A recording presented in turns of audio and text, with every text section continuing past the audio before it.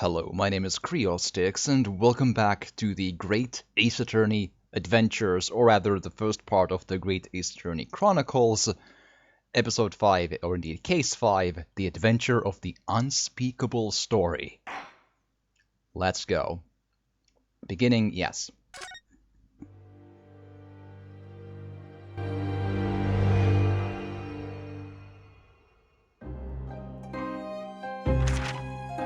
It's coming! Sholmes's cry pierced through the thick wall of fog around us. Wisps of vapor flowed over the pistol as I cocked it, and I waited, breathlessly, in the stillness. The silence lasted for what seemed an eternity, until, at last, it appeared. The Warg. From the shadows of the cloud, an enormous beast sprang out upon us. Oh no! A hound it was. But not such a hound as any mortal has ever seen. It was a Warg, a Its dire eyes wolf. glowed with a smouldering glare. The whole of its ox-sized body was outlined in white-hot flames. Its rumbling pant and hideous howl, so terrified was I that I began to tremble with fear. Look well, Wilson, Sholmes declared, gazing upon the mystical beast. For this is the diabolical hound of the Baskervilles. There we are. Hound has been revealed. Yes.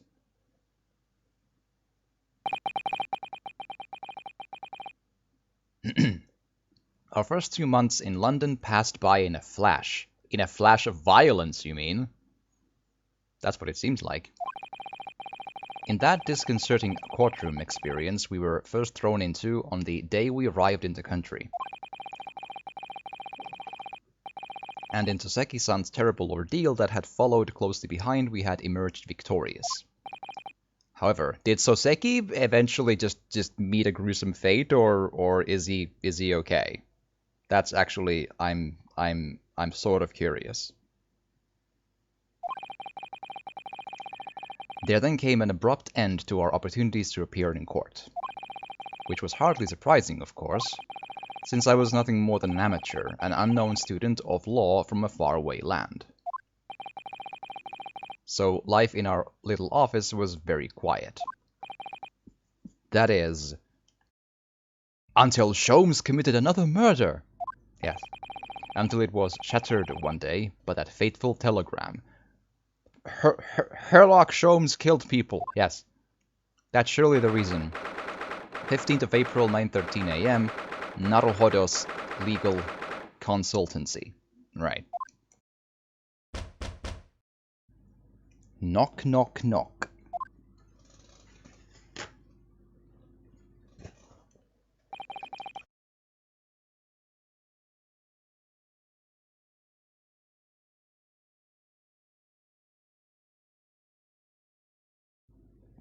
Sorry, my nose was itchy.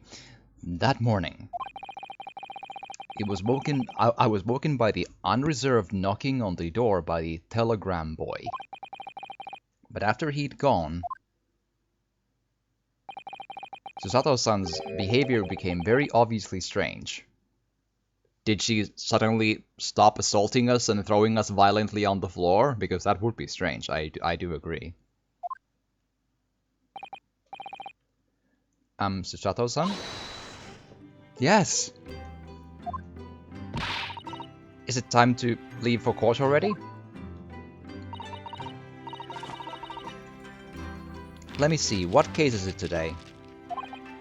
I don't think I'm scheduled to defend anyone at the moment, am I? Oh, no, of course not. How silly of me. But I think Iris said she would make us breakfast this morning. So shall we go down to Mrs. Sholmes' suite? Or suite? Yes. Iris makes the most delicious breakfast food. She does, doesn't she? And once our bellies are full, we can leave for court in fitting form. Well, that's nice.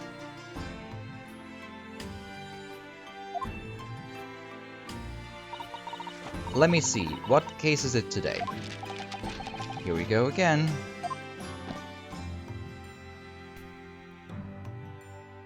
Okay.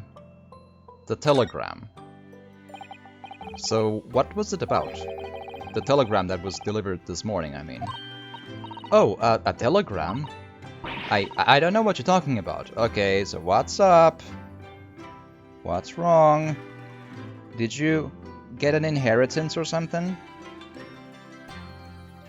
Like I'm sure we can split it 2 ways if you promise not to throw me on the ground anymore.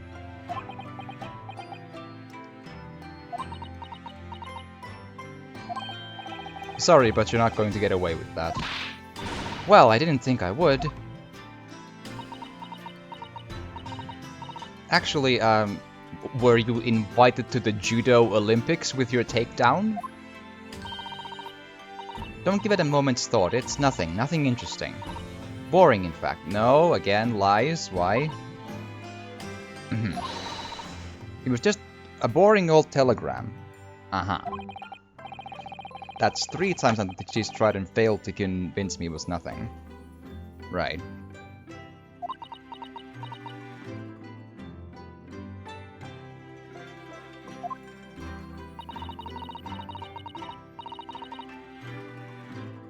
I promise I'll tell you about it at some point. She's not very good at promises though, just saying. Alright, I understand. Do I? Soseki-san, let's go. I suppose Soseki-san will have arrived back in Japan by now, won't he? Yes, I should think so. He left immediately after that terrible ordeal. Which would mean he should have completed the voyage already or be just a few days away. A fortnight ago, we had that very long telegram from him, do you remember? Complaining of seasickness. But by and large, it seemed the voyage has been going well.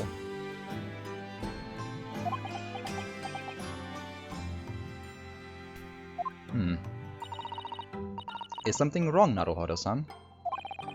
I was just wondering, what might have become of Soseki-san had he stayed in London, that's all. I'm wondering about the telegram. Like, did they stop in a number of, like, port towns on the way there?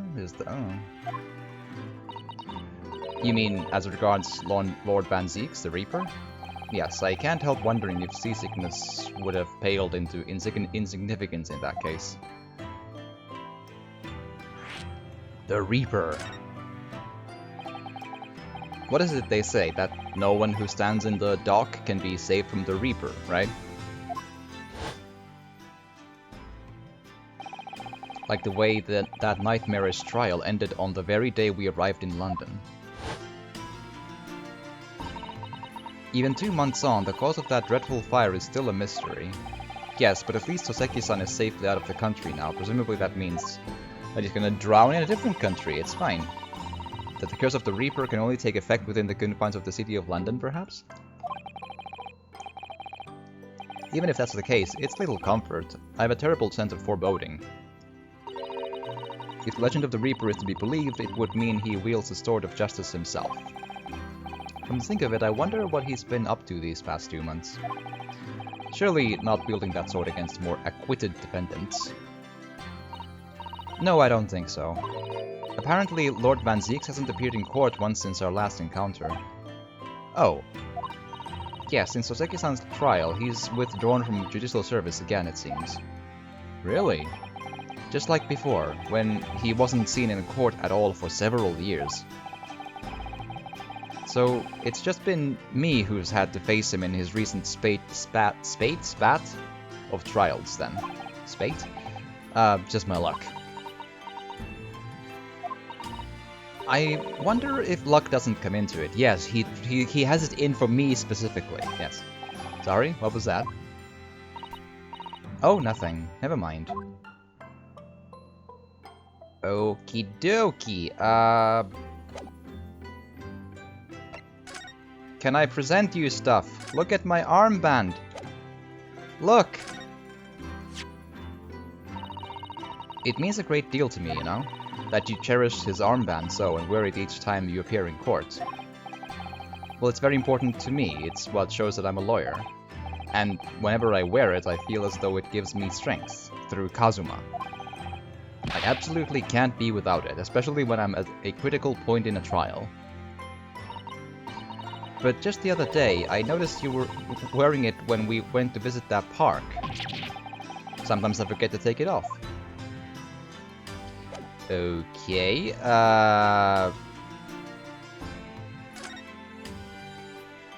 stuff to look at. It's spring at last, and the weather is warmer now, but I love the smell of the fire and the steam rising from the kettle. Oh, would you like some tea, Naruhodo-san? Thank you, Susato-san, but I'm alright for now. With the green tea Susato-san makes me from time to time, and Iris' unique herbal infusions, this place is a paradise for a true tea lover. Green tea is such a wonderful accompaniment to British tea cakes, don't you think? Ooh, shovel, can we go dig up something? That spade has been in here since we started renting the place. Oh, that's not a spade, Naruhodo-san. It's a shovel. No, shovels are for digging, that's for scooping up loose material, it's a spade. No, spades are for digging, that's for scooping up loose material, it's a shovel. I don't want to dig a hole for myself, let's leave it.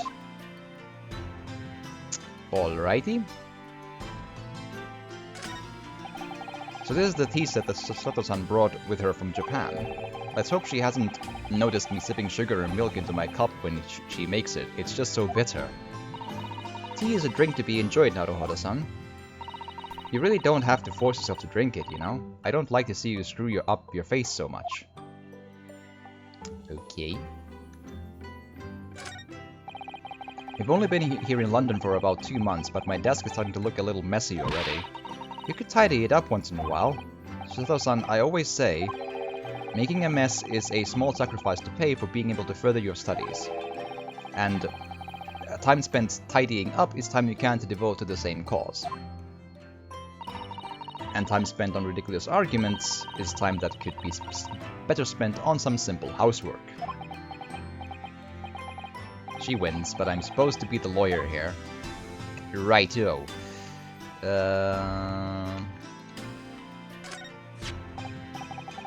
This must be the telegram. Let's see. Ah! No, you mustn't look at that. Not under any circumstances. It's so boring. You'll die of boredom. Yes. All right, I won't. I'm sorry, Naruhodo-san, but you can be very mischievous at times. Then put the telegram away if you don't want people looking at it. It's gonna be something really, really important, and she's like, I will never show it to you, even though it is for you.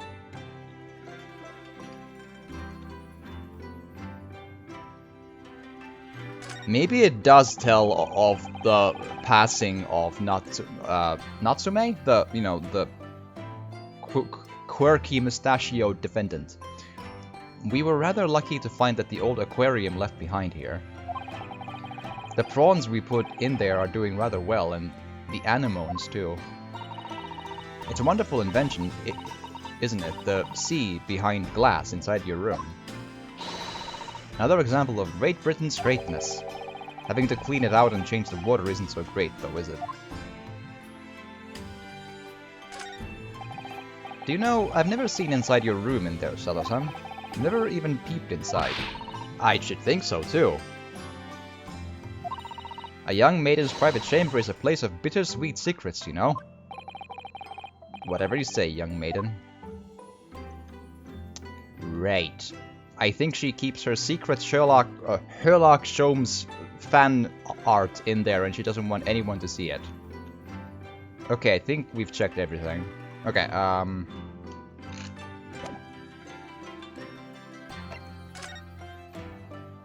let's go.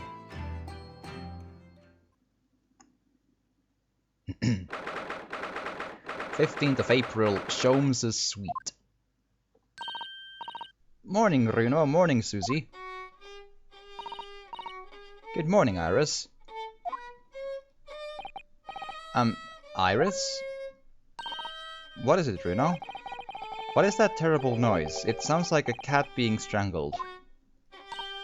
Ah, yes, you noticed that, Dad, did you? It's the fraud himself. Hurley isn't in the best forms this morning, it seems.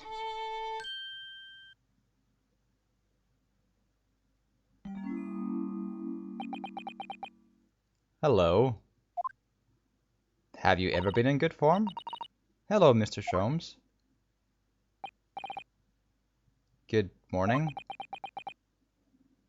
Is he gonna spring us with a surprise where he's gonna pin us on a killing? Yes? A good morning to die, perhaps. Is he hungover, or does he need like, something up his arm? Has something happened, Mr. Sholmes? Did you realize you were a fraud?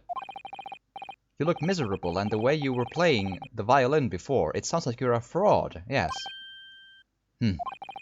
My analytical mind is dead. Music is dead. The world is dead. Well, I mean, to be fair, your analytical mind never worked, though. All you did was gloat around the streets, point fingers at innocent people, and get them killed. By means of getting them convicted in the courtroom as they were innocent. That's what you do. It's your whole racket. Yes. As I told you, the most evil antagonist in all of Ace Attorney. That's him right there. No question.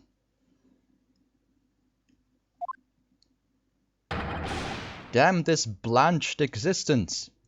Yes. Use your words. What's wrong?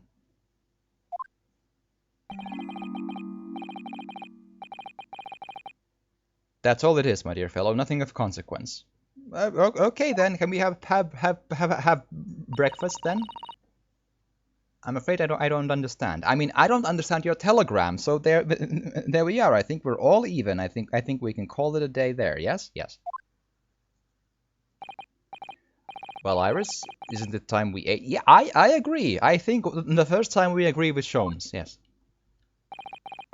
Some dry toast and an insipid coffee for me, if it's not too much trouble.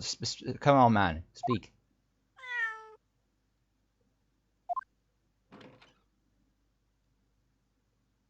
Uh-huh. Oh, look, it's Vagahai. Have we seen this cat before? I feel like we have, but I'm not sure. Good morning, boy. There must be some sort of tiny door for cats to use. But how did it get there? Well then, everyone, time for breakfast. Oh, wonderful. Let me help you, Iris. It would indeed be a fine day to die. I knew something looked different. Something's missing from Mr. Sholmes' desk. Is it his method of fraud?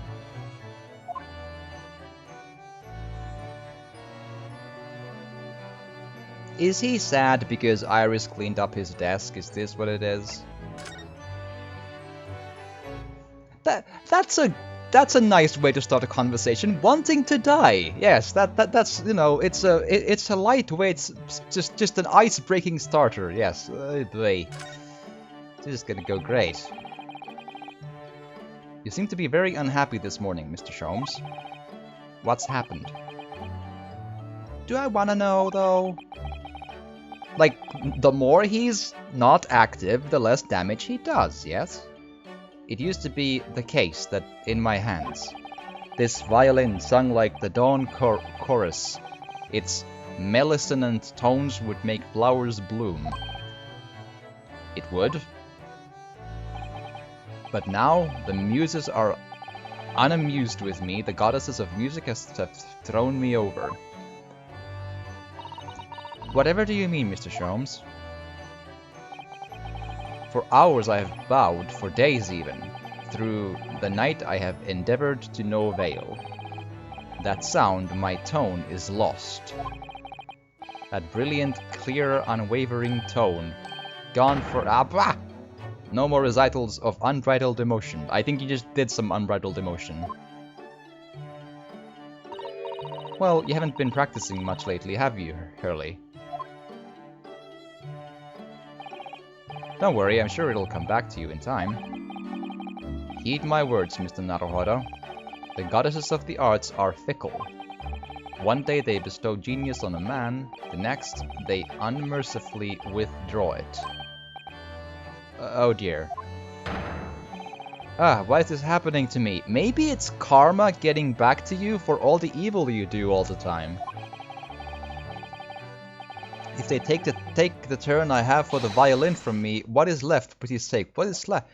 I mean, your base hobby is getting innocent people sent to the gallows. That's what you do. Like, that's all you do. Violin is a side hobby, my dude.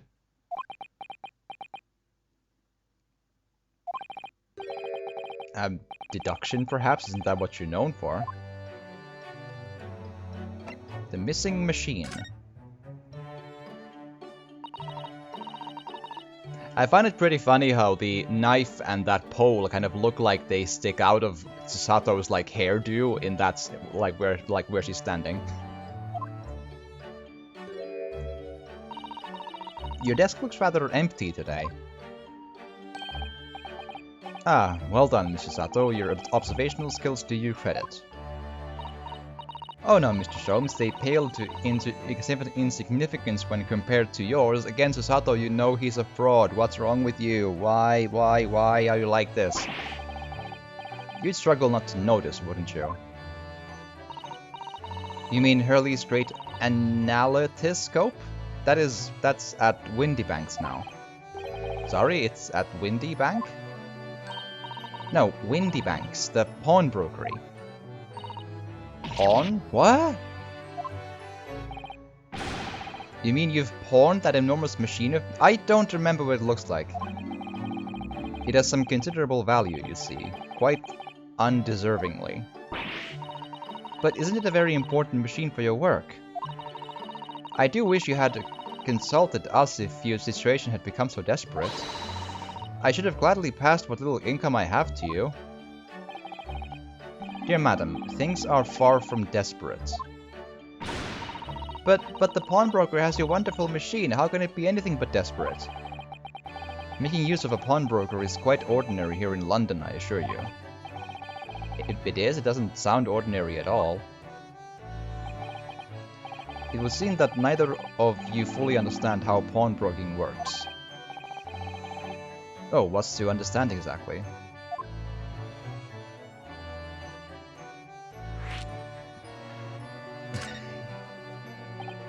Please tell me this reaches the point. What did you mean when you said we didn't fully understand how pawnbroking works? To the people of London, pawnbrokeries are akin to banks. Banks? On Mondays, merchants relinquish their finest jackets and trappings to their pawnbroker of choice. With the money they receive in return, they are able to trade happily through the week. And then on Saturdays, they go to recover their things using the money they've earned. I had no idea. This has been a fascinating lesson for us. Everyone does it, you see, especially people in inner London. And should they have money to spare, they would purchase another fine jacket. Not to wear, obviously, but to pawn, should the need arise. Oh, how ingenious. So whenever we have something that's getting in the way, we leave it at Windy Banks, you see. A pawnbrokery can be thought of as an extremely secure vault. Who would have thought that even pawnbrokers are different here in Great Britain? Of course, you have to watch Hurley with it. Sometimes he pawns things he really shouldn't. Don't you, Hurley?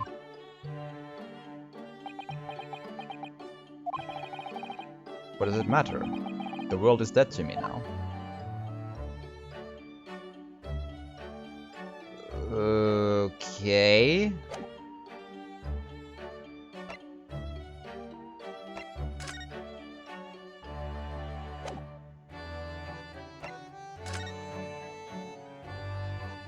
Iris, help. Wagahai. Mr. Natsume's cat seems to have settled into his new... Oh, it's Natsume's cat, right? I was wondering where... Yeah. New home, then. Oh, yes, and I've become very attached to little Waggy. It would appear his previous owner is completely forgotten to him. Cats are unfeeling creatures. Their mews are empty as their hearts of the muses. When I was like living with my parents and still went after, there was a cat that was kind of mine. I heard it was pretty sad when I moved away. Like slept in my bed and everything. If Mr. Natsume had no intention of taking Wagi back to Japan, I wonder why he kept him in the first place. I expect he would have taken him if he could, but pets are strictly forbidden aboard steamships in our experience. I still don't get why, like they would eat the rats, like what's wrong? And for good reason, terrible things can happen if the rules of passage are not obeyed. Well, I don't mind, because Wagi is adorable. Yes, he really is. Oh yes, what about the door?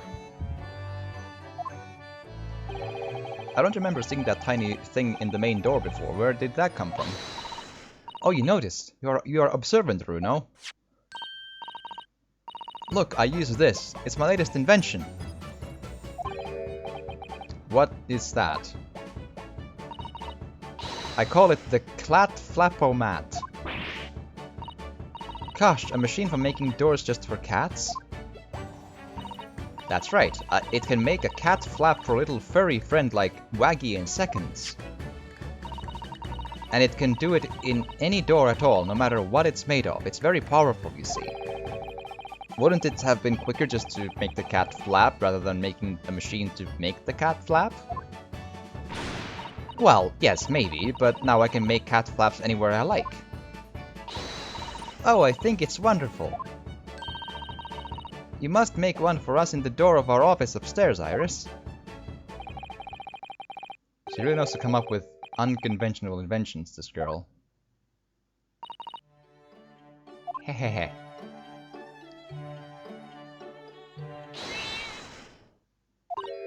Oh, what was that? Waga hi.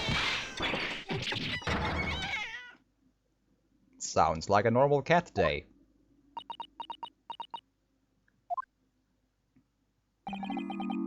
What was that? Oh no! Wagahai is tangled up in your violin! I think he thinks it's a toy. No, what's he doing to it? Oh dear, Mr. Shum's precious violin. Why should I care? What? I shouldn't be surprised. If the cat is a more accomplished musician than I now. Mr. Sholmes really is in poor spirits, isn't he? Well anyway, I'll put it back where it lives, shall I, Hurley? Out of the cat's reach if possible. Maybe we shouldn't assess the damage. Or should assess the damage. Blah. Can I... File... I think that's just the clue to go forward, right? So there's the violin, is it? It's a Stradivarius, one of the finest violins in the world, made by the renowned Italian luthier Antonio Stradivari. Oh, I see. It doesn't really look like anything special to me. I happened upon it covered in dust, languishing in a pawn shop down a nondescript back alley. The broker had no idea of its value, so I was able to purchase it for a mere 55 shillings. How honorable of you. And until today, it has been my faithful companion in every great Paganini-inspired performance I have made. I ask you, is there a reason to live in a world devoid of music, to tolerate this blanched existence? No. If you say so, there is none. Spring broke, easily fixed, yeah.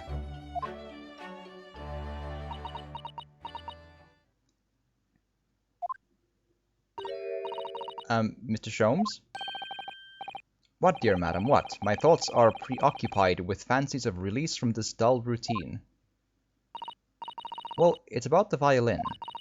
It looks very different to normal, don't you think? Hmm? What do you mean, Mr. Sato? Oh, Susie's right. Yes, the tone of the wood is completely different. That's not all. I'm sure there was no crack there before. Wait, it's not even the right size, is it? What's this? The great Sherlock Holmes, the great fraud of our time, didn't realize that his violin has been switched to a garbage piece of junk. But then again, it might be just the right thing for him, because he needs to learn a lesson that being evil has consequences. Yes, it's important to learn these things before it's too late.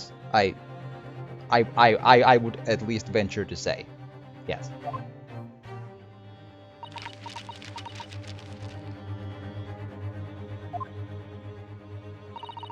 I'm terribly sorry to have to tell you this, Mr. Sholmes, but that instrument isn't the violin at all. Then what? I believe it's an entirely different instrument called a viola. What? He fell over. Let's escape while we can, and leave the den of evil. Yes. Oh, Mr. Sholmes, you're right. You're right. You are quite right. This isn't my faithful Stradivarius. So, what, pray, is this piece of stringed flotsam? Not your faithful performing partner, then? Ah, I see what must have happened. You do, Iris? This is just a simple mix-up. It sounds like Iris might be able to tell us exactly what's happened if we ask her. Maybe Sholmes pawned his violin and then got it back, but was a different violin? Or a different instrument? Let's go.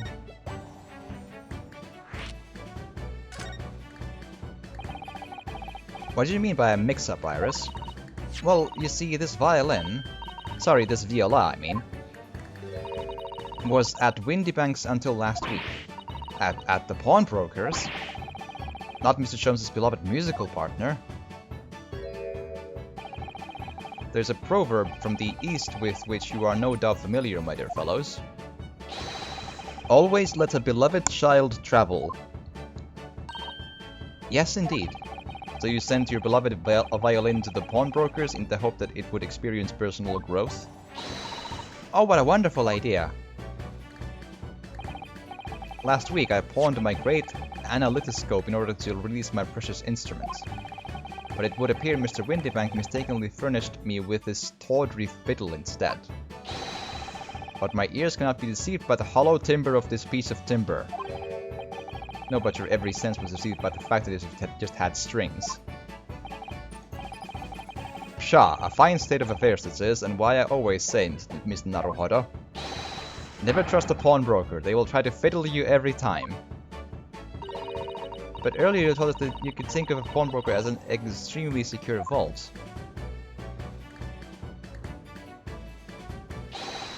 Come, Mr. Naruhodo, dilly-dallying will get you nowhere. Sorry? Crunching your toast with that vacant aspect, fressing your coffee so obtusely. Are you not a little embarrassed by your own conduct, considering the urgency with which we are faced? Violas and violins are not the same instrument. This is true, and I mean, they did say that, but again, Sherlock Sholmes is an absolute fraud who can't deduce anything, can't see anything, can't hear anything, can't say anything of reason, and it just, like, fits the bill. Like, they did say it's a different instrument. Like, he's just a fraud and a moron. Just, you know. And yeah, he wouldn't know. He knows essentially nothing. That's just his character. The only thing he knows is that he likes to get innocent people killed by means of the justice system. It's how he sleeps at night. We must visit Mr. Windybank's brokery at once. That's right, isn't it, Mr. Sholmes? Precisely, Mrs. Sato, without a moment's delay. But I haven't finished. Yes, it's a very noble hobby. Like what he in case we haven't like followed. So how this works is that the little girl there, Iris Wilson, writes the Herlock Sholmes stories, yeah?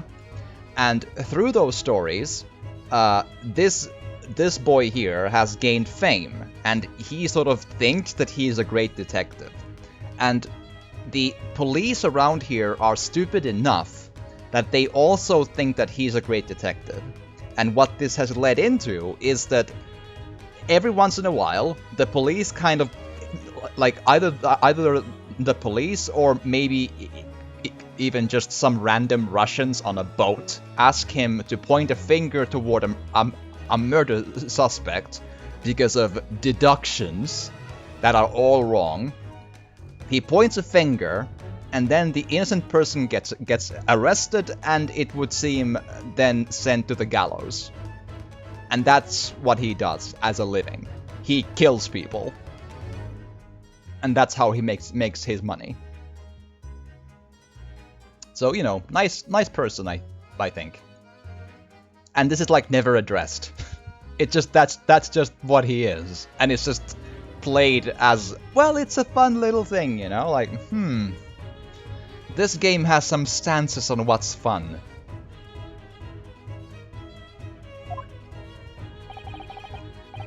My dear fellow, surely you do not still intend to crunch your bacon with an increasingly vacant aspect to fresh your eggs even more obtusely. Alright, say no more, let's go then. Don't worry, Runo, I'd be happy to heat it up for you again later. Oh, thank you, Iris. As it happens, I am rather curious to see what a British pawnbroker looks like. Let's go.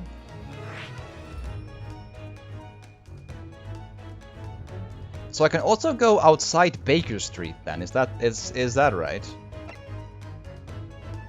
Okay. Well, okay, so, but Windy Banks first, apparently. Let's go.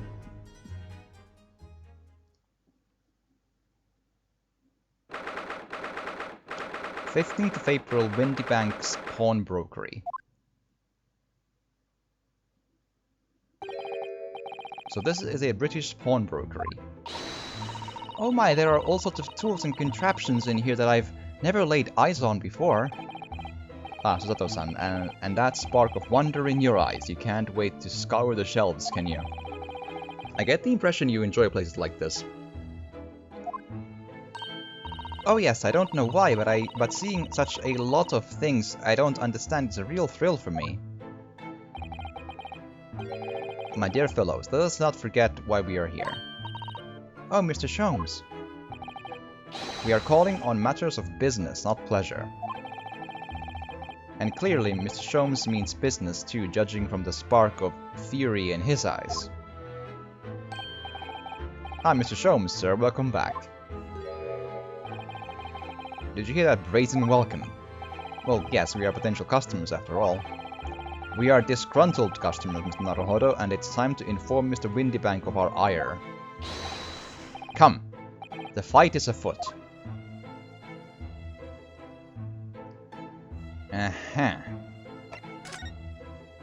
Violin.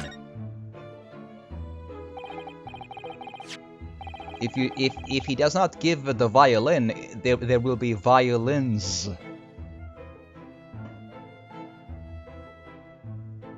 Yes. Naturally, you will recall this, which I retrieved from you some days ago. Yes. The second-rate fiddle is not my faithful instrument, Mr. Windybank.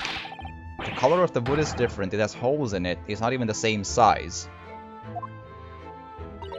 We will go to jail. No, I will only go to jail if I commit a bad in the Ace Attorney law system, and I have only been lawful in this entire game. So yes, lawful neutral in fact.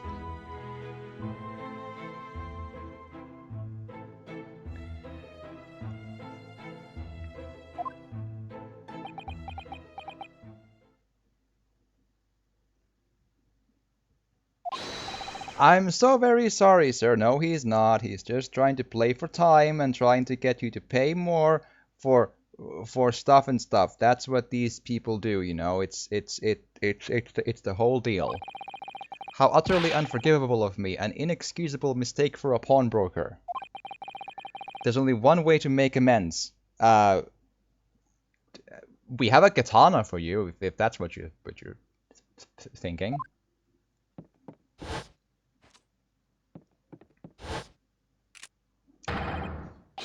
I called it! There we are. You are guilty of crimes worthy of punishment. Ahahaha. Yes. I shall have to take my own life. See? Sholmes doesn't even blink. He just like, yes, he agrees. He enjoys the death, you see. Like, that's how he... That's what makes him tick, you know? I don't think that would be necessary. It took all of his mustering to prevent this from happening, so the charade would at least be a little bit more you know, just a bit thicker, you see. Yes. If I may just say one thing before I pop off. Ah, yeah, there we are. See, Sholmes is all on board with him going. See, I told you, like, this is that's his shtick. It was you, sir, Mr. Sholmes, who took it upon himself to remove the item the other day, I believe. Sorry?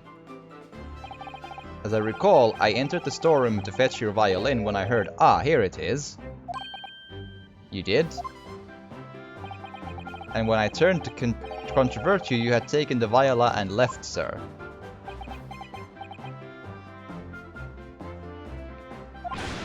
However, there can be no doubt that the blame lies firmly at my own door for allowing you to leave. So I shall not grumble or grouse any longer, may this guilt die with me. Oh no, stop, my dear fellow, the fault is mine. Ah, this is the Sholmes is realizing that there are witnesses, that he can't just like let people die in front of witnesses like this.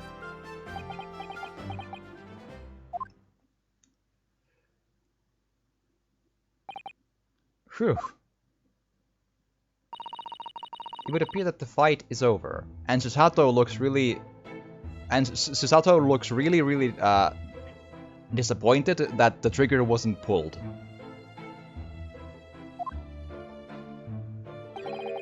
I do humbly apologize, Mr. Windybank. Evidently, my questionable disposition precipitated this tragedy.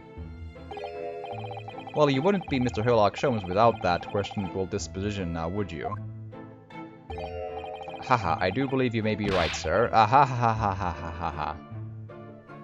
See, that is the laugh of a murderer. That is the laugh he always goes into when he realizes that he's found someone to point a finger at, to blame a death on them, and then get them arrested and convicted and sent to the gallows. Because the death penalty is the thing in this time and place in this game. Like, and that's the face he always makes when he finds the aha, I will point a finger at you, lol, and then just laughs exactly like that. It's happened so many times over. Like, he is the main antagonist of this game. He is the most evil character I have come across in a lot of video games. Like, it's crazy.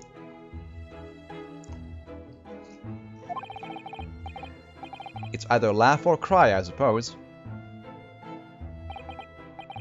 You are, it must be said, one of my more challenging customers. I needn't remind you of the peculiar collection of items you brought through my door in the past. Oh, peculiar items? Like, you know, body-shaped bags, for example. In the extreme, ma'am. For example, body-shaped bags, you know, rugs that are like wrapped in a body shape. It's interesting. The unpublished manuscript of an eponymous work, the novels of Sherlock Sholmes or some such. Oh my, a new full-fledged novel? An unpublished? Story I have yet to read, you mean? Ah, forgive me. Wait, before you die, you must tell me more. Even she doesn't care, see? Like these people are all monsters. I must know more, tell me everything. Wow, Zota-san is really fired up now. Is there really an unpublished story under this very roof? Well, One day the gentleman here brought it in an old metal chest, you see. I'd like to entrust this to your care for a while, Mr. Windybank. For a chest like that, 1 shilling, sir, not a farthing more. It houses something of very great value indeed. The latest manuscript recounting the adventures of one Mr. Herlock Sholmes. I beg your pardon, a manuscript? You wish to deposit a manuscript? Indeed I do, for I am confident it will be quite safe here. And that was that. As such, Mr. Sholmes' latest tale of otherworldly mystery lies dormant in my storeroom. Mr. Sholmes, is that really true? Do I sense that someone doesn't want to talk about this? I continue to pay your fee, do I not? Then I kindly continue to store my belongings securely. Of course, sir, of course. They're safe and sound with me, I assure you, on my life. It's all very strange. Pawnbrokery. I wonder, could I ask you something? Ah, gentleman from the east, I see. Yes, that's sable sweet. I suppose I could offer you 6 pence for it. Sorry, suit. I keep on mixing the pronunciations. So, without wishing to offend, the tone is somewhat dull. Sorry? Aha! But for your splendid attire, ma'am, 5 guineas, no less. The colors are exquisite, the design exotic. Eastern artistry at its finest, may I say. Oh my, 5 guineas, you say? How interesting. Why do I feel as though I've suffered some sort of defeat here? Actually, I was hoping to ask you about your business. I've heard it said that pawnbrokers are used rather like banks here in London. Yes, sir, indeed. Many of my customers utilize the establishment as you describe. I appraise their items and offer them a proportionate loan and 2 months of secure stowage. If in that time they repay the original sum to me plus the agreed interest, their items are happily returned. What happens if they don't pay you the money? Then the items are offered for sale in my shop, as you can see on the shelves behind me. So you never sell items before the 2 months has passed then? That's right, ma'am, that's right. Which means some considerable responsibility rests on my shoulders. Should a customer's precious belongings be lost, the only recompense is for me to end it all. The very idea, Mr. Windybank, is an absurdity. One should never talk of one's demise so casually, which you just did earlier this morning, but let's, you know. If you die, you can't ensure the safety anymore, Numpty. This is also true. Says the man who was telling us it was a good day to die only this morning, yeah. And let us not forget that I have already helped you take measures to ensure such a tragedy never occurs. Death doesn't get your customers paid. This is also true. Oh, what sort of measures? I engineered a simple device which Mr. Windybank has installed here in his shop. Fund with interest. Yeah, that's the thing. Like he just he just like dies and the customers get nothing. Like there we are. I call it the red-handed recorder. If you lose something, yeah. Is that not so, Mr. Windybank? What was that deep sigh about?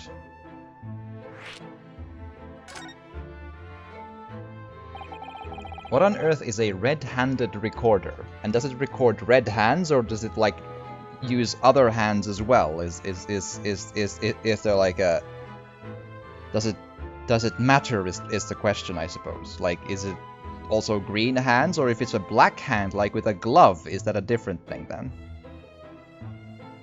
You know, just wondering out loud.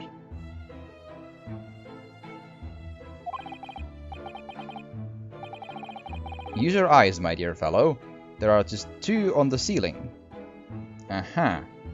Do you mean wooden beams? Is that what you mean by red hand doobie-doobie-doobie-doobie-doos? Is that code for ceiling?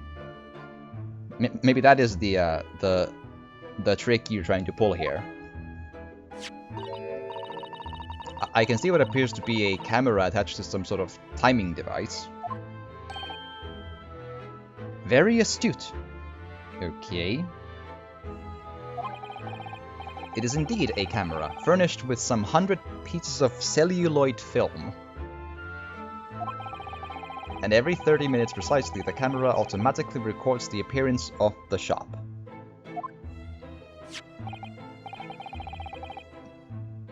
Here I have an example I can show you.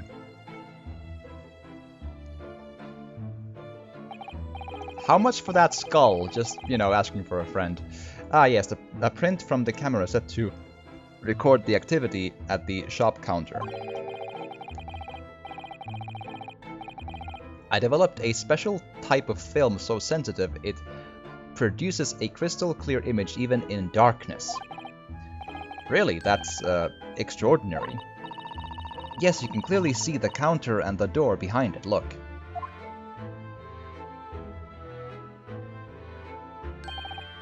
So you see, were someone to enter the premises with ill intent, his identity would be summarily exposed.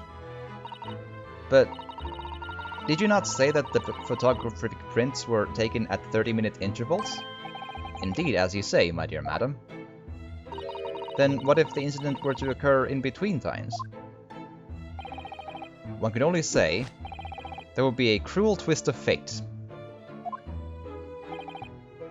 Right, so what he has invented is a security camera with a frame rate of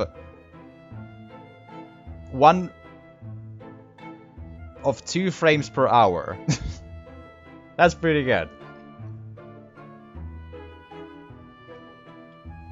So like 1 frame in 30 seconds. So indeed, like, you know, it is a 0.033 frames per second. That's a that is a high-tech stream right there. I must confess your devices have been giving me some cause for distress of late. I beg your pardon, Mr. Windybank. Surely they are anything but distressing. Reassuring is the word. It's the cost of the film, sir. You most graciously placed not 1 but 2 cameras in my shop after all. Which means I must pay for nigh 100 utterly useless prints every single day. I'm afraid the cost of the film will break me before I'm very much older.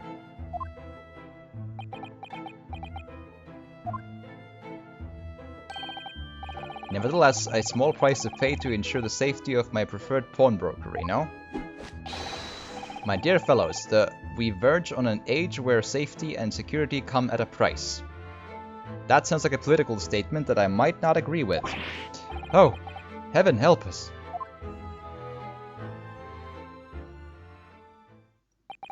Now then, Mr. Sholmes, allow me to return your precious violin.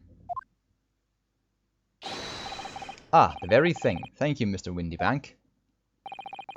Perhaps this might mark the end of the peculiar items you try to pop, Because if anything were to happen to one of them, this would be the only answer.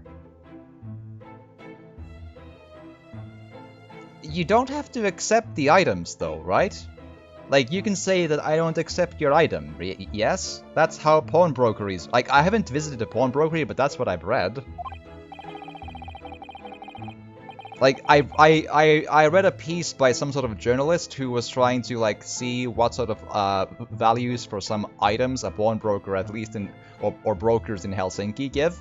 And I think some of them refused to take, like, some sort of a camera or whatever. But some of them did. And they had a, you know, so you don't have to accept it, I think. Unless the laws were weird back then, but... I really think you ought to stop waving that gun around. Someone could get hurt. Fear not. Sorry, it's not loaded. Okay, I've only loaded a single bullet, so no one but myself could possibly be harmed. It could travel through your skull and hit Susato or someone. That's not really what I meant. Good day to you then, Mr. Windybank. It's been a pleasure as always, Mr. Sholmes. This is a very... he looks like he's having a pleasurable time, for sure, yes. So, Mr. Naruhodo, now we can explore at last. What is... I have to admit, I'm a little puzzled by this episode, because, like, it's been 55 minutes, and, you know, we've gotten a violin. Like, not much has happened, you know? Now, what do you suppose this rather enormous machine does? It seems to have 2 little windows for look. Like, I enjoy a slow burn of an atmosphere, but I'm just confused, you know? It seems to have 2 little windows for looking through. Allow me to enlighten you, my dear fellows. What you're looking at is a stereoscope. Yeah, I was wondering if it's some sort of a scope, much like in Bioshock, with the, or Bioshock Infinite, rather. A stereoscope. Fascinating. It is aptly named, I assure you. Look through the eyepieces and see for yourself. Oh, I should be delighted to. Excuse me for a moment while I just have a look. Just before you do, there is something I should point out. It blinds you. My dear fellows, in order to see the image properly, stereoscopically as it were, you need to be cross-eyed. However, if that's beyond you, it is of little consequence today. Alright, then I'm going to try it.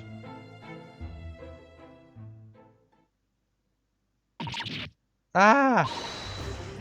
Mr. Naruhodo, you must see! At once! Did I accidentally pick on the one thing that gets this thing going?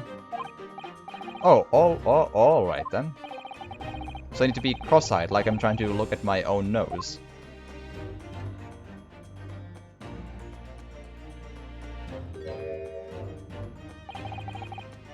What the? I don't believe it.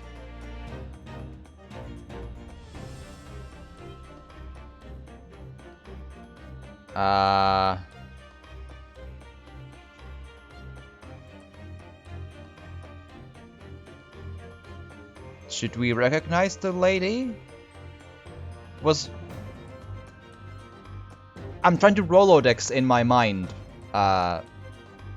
Like, has, like, someone's sister or daughter or mother or someone been missing or what? Like, she kind of reminds me of that one lady in Dual Destinies, but... Like, the friend of,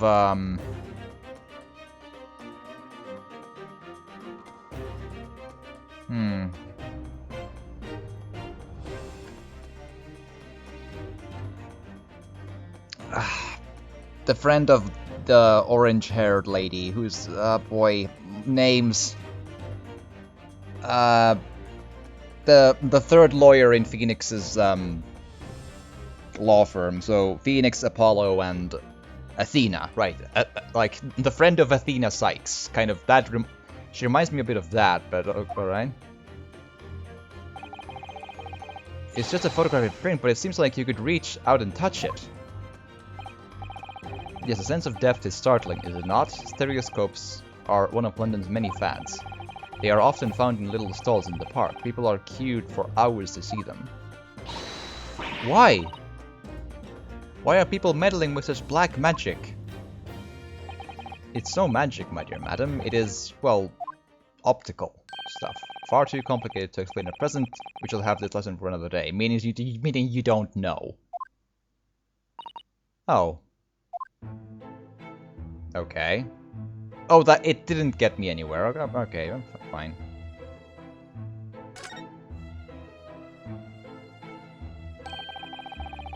That's not a calendar you could easily miss, is it? 15th of April, today's date. Yes, that's not for sale, I must point out. It's an Eastern-style page-a-day calendar. Every night at midnight I tear off the front page to reveal the following day's date. Okay, I think we can establish by this point that this is gonna be a crime scene, right? We have the video camera photograph doobly-doo and the today's date that she has like specified at every midnight, you know? I got a feeling he's gonna be found very dead very soon. I think he really, really clumsily foreshadowed into the thing with the, you know, with the gun and stuff. The perfect calendar for a tearaway fellow such as yourself, Mr. Windybank. And who was it who walked out of here with the wrong violin before? I do wonder though, will Herlock be the defendant, or will he just again point at me as the killer? Well, when the agreed storage period has passed without repayment, articles are forfeited, you say. So I have to keep a close eye on the date. It's something of a pawnbroker's obsession, you might say. Oh yes, I can see you're very dedicated to your job. Right, okay.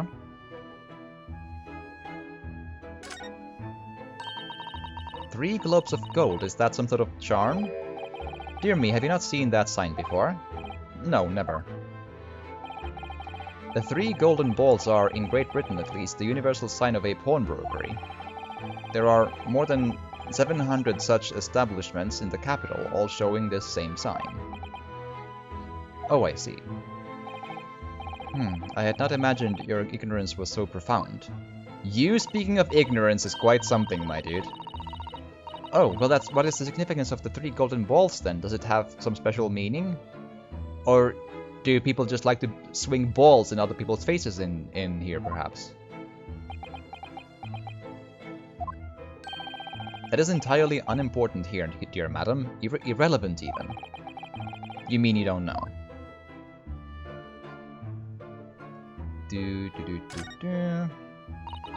What an assortment of things there are on these shelves here.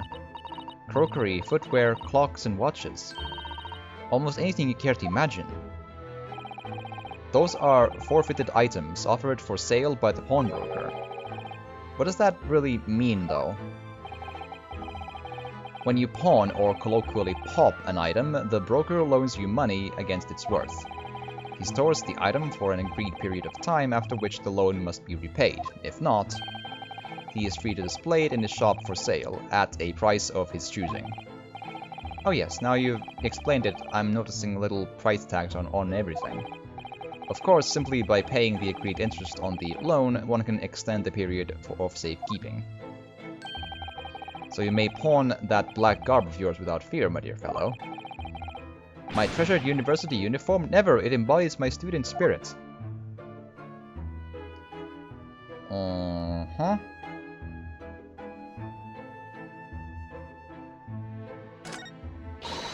Look at this! What could this lovely, big, shiny box be?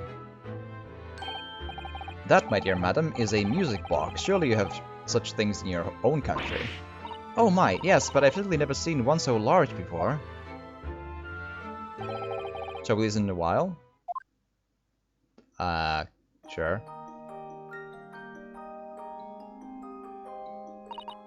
Ah, what a sublime sound. It's like the music of angels. I've never heard anything like it before in my life. This particular specimen is of the larger variety, commonly found in public houses and restaurants. There is a metal disc inside on which the notes to be played are recorded. Simply by replacing the disc with another, any music you care to imagine can be played.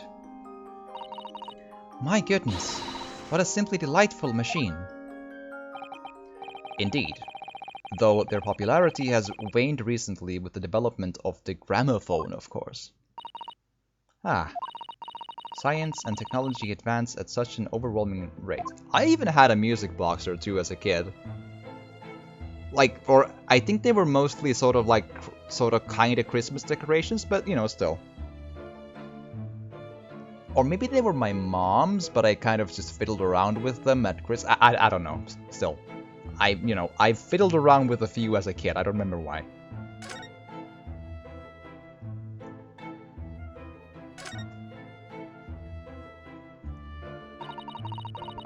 Look at that enormous ledger on the counter there. Mr. Windybank is, if nothing else, very particular about recording the items he accepts. He'd have to be, otherwise he'd get himself into all sorts of trouble. Which might explain the thing that catches my eye far more than the ledger. This revolver here. Do not entertain even a single thought of pilfering an article herein, my dear fellow. I assure you, Mr. Windybank would not hesitate to draw that weapon with a speed belying his portly size. Oh, you don't mean he'd blow his brains out? Indeed. In recompense for his blunder. Oh my. But in any case, of course we would never do such a thing. How could you even suggest it?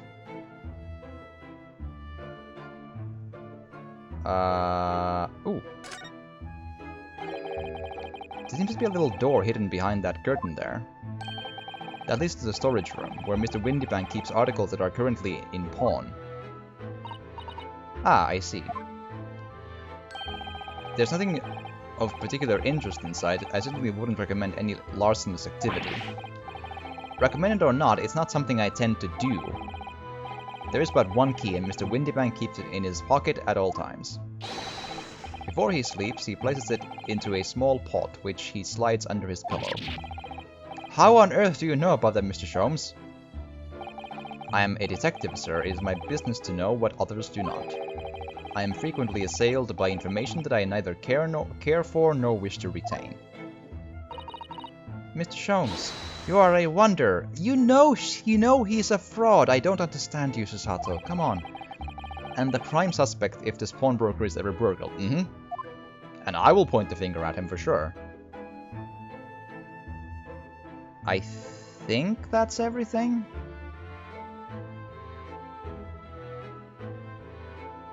Alright. Ah, no, this one. Look at this. Whatever could this be used for? I have no idea. Ah. There's a small catch just here, look. We're going to open it, aren't we? Oh my, that's amazing! It has some sort of spring-loaded mechanism, which we'll never manage to put back the way it was before. What are you two doing? What? Us? Nothing. No, nothing at all. Whatever this device is, it seems to have a pair of little windows to look through. I feel as though I've seen something rather similar to this elsewhere. What? Only tuppence for it? That ain't fair, and you know it. The article is barely worth a penny, miss. I cannot offer more. Sounds like there's an argument brewing over by the counter. Come on, that can't be right. Have you ever had a proper butcher's at it? Oh, it's the... possibly a thief, but the young lady who was in the witness stand the other day. I forget the name so hard. The one with the smoky grenade launcher. Who stole it from Iris, but still. I've seen all I need to see, young girl. Wait, don't we know? I'm sure I recognize her. Oh, yes, it's the young lady from Mr. McGilded's trial 2 months ago. Gina Lestrade, right. She's a chancer, earns her crust among large crowds, relieving people of their purses. What's commonly called a pickpocket.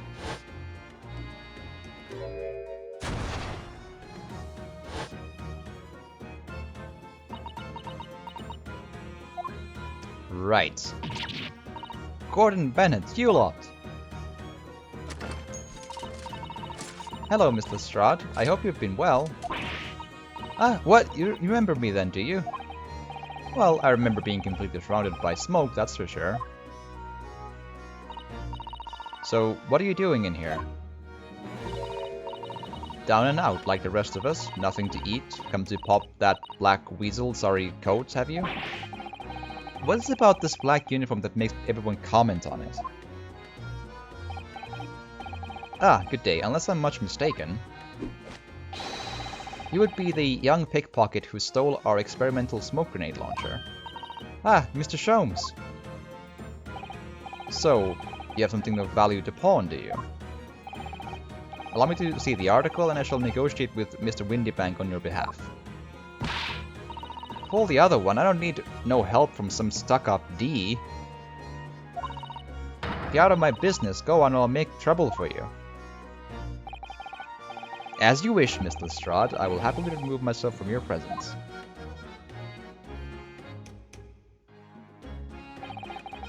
He's really done it, he's gone. I'm sorry, but as I said, there really is no room for negotiation here. What is that thing he has in his hand? Some kind of metal disc? For like a music box or why? And you, go on, leave me alone. Oh, Miss Lestrade, just pretend we aren't here. We shan't be offended in the slightest.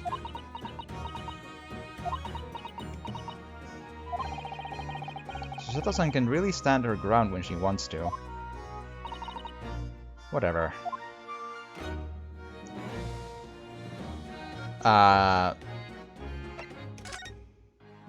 Okay.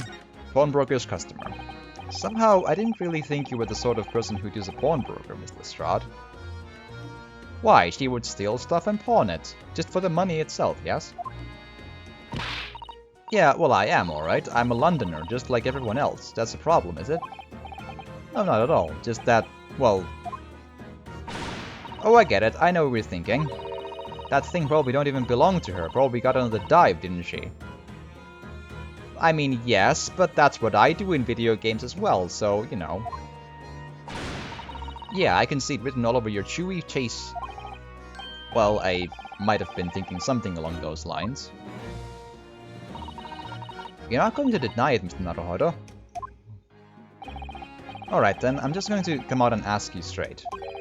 Do you pawn things that you steal from other people? Well, I don't know how best to answer that, really.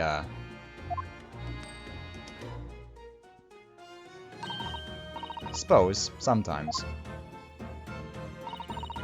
You're not going to deny it either, Miss Lestrade. Not this time, alright? I swear. That thing belongs to me. The disc that Mr. Windybank is holding. Perhaps we should see what he has to say about all of this. Okay.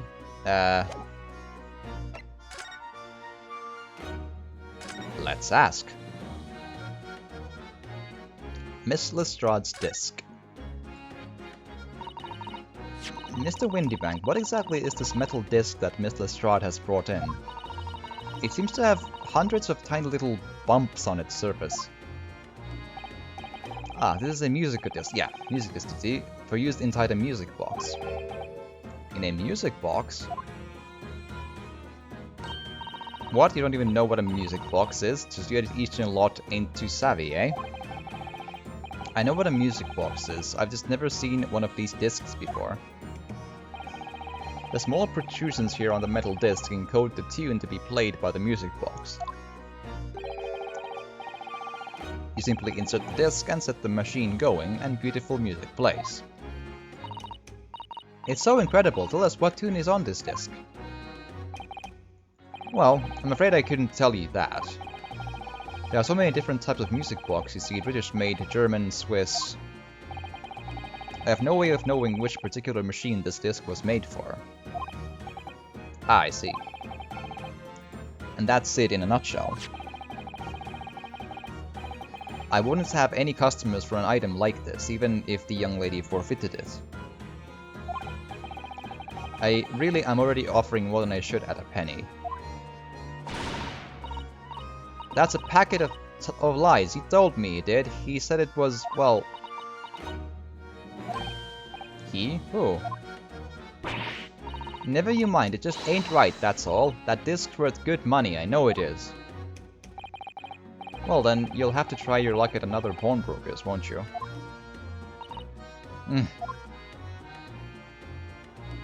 Okay, Gina Lestrade. She's been in before, of course, this little tatterdemalion. I see. And brought some dubious article or other with her every single time, I might add. Dubious? What are you trying to say? I'm an honest customer, me. So, is there something dubious about the disc she brought in today? Well, if only it were that simple. Sorry, what do you mean? What she actually brought in was a storage ticket. A storage ticket, so... Miss Lestrade has actually come to redeem an article from you today, is that right? Yeah, that's right. A girl like me has a lot of stuff what needs storing. Alright, yes, that's definitely dubious. The article in question would have been forfeited at midnight tonight. But as she gave me the ticket for it and repaid both the loan and the interest, I was obliged to return the article to her. What was the article? Do you tell us, Mr. Windybank? Little scamp is wearing it, ma'am. It's the overcoat that she redeemed. Oh. What's wrong with that? It fits, don't it? I mean, it's mine, so of course it does.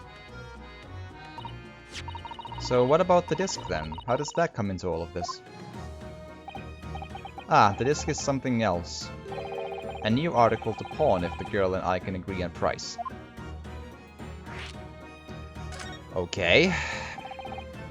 I'm confused. I thought you said that Mr. Lestrade brought a I feel like he explained this already. Why are we so idiots? Come on. Why are we the dumbest dum-dums in all of the dum-dum land? Like, why? Come on. It's not that complicated, yes? Good God, man. It's really quite simple. Yes, the child brought me a storage ticket and the money owed it on it, as you say. For this heavy black coat, which you returned to her care as I'd understood it. That's right, yes, and rather unsurprisingly, as soon as the little ragamuffin put the thing on, she went rifling through the pockets. Oh, you mean... What, don't you know it's rude to stare at a lady? Uh-huh. Ah, I see, so it came from the pockets of the overcoat, did it? If you mean this disc, then yes, exactly, ma'am. And she immediately tried to pawn it. For quite a high price as well. This is all rather suspicious, I think. Give it up, I'm just trying to pawn something like everyone else would. Mr. Lestrade, may I ask who deposited the overcoat here in the first place? Well, me. It doesn't really appear to be your size. Me, old man, it's me, old man's, ain't it? Is it, Mr. Lestrade? Yes, this is definitely all rather suspicious.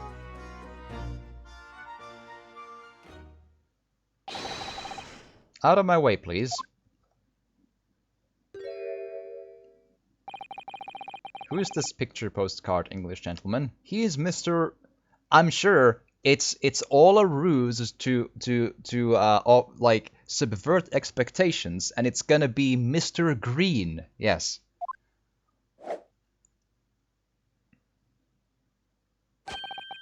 Good day to you, ladies, gentlemen. What's your problem, eh? There's no problem, as long as you remove yourself. I've a matter to discuss with the proprietor. And if you intend to make a problem of it, I shall see you outside, little girl, for the hiding you deserve. Look, ain't it obvious I ain't done talking with him yet? If you think you're such a gent, you should know how to wait in line. Well, you are an impudent little brat, aren't you? As well a pickpocket. Who are you? How do you know who I am? The question is, how do you not know who I am? You haven't the courtesy to remember the faces of your victims, it seems. What? You mean I from you? Broker. Yes, sir. I believe this filthy pocket thief has just redeemed an article from you, no? Yes, The article in question belongs to me. I demand for it to be returned at once. Oh my. Now that's a lie. What are you trying to pull? Give me back my overcoat, you wastrel. And needless to say, any music box discs too. No, you can't have it, you just can't. It's me old man's, or it was, now it's mine. Goodness, Mr. Naruhodo. This is a very awkward situation. Yes, it is that truly indeed. I think perhaps we should hear both sides of the story in a little more detail.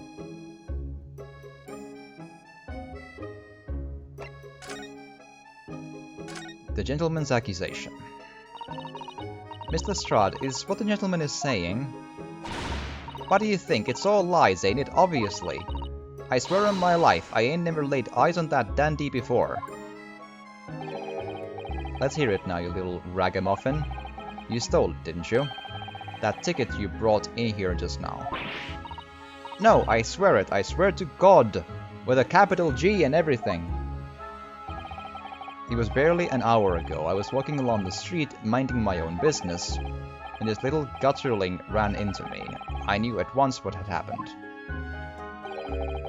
I've been robbed yet again, I thought to myself, those wretched pickpockets. Yet again? Oh yes, as you can see, I'm a man of impeccable style.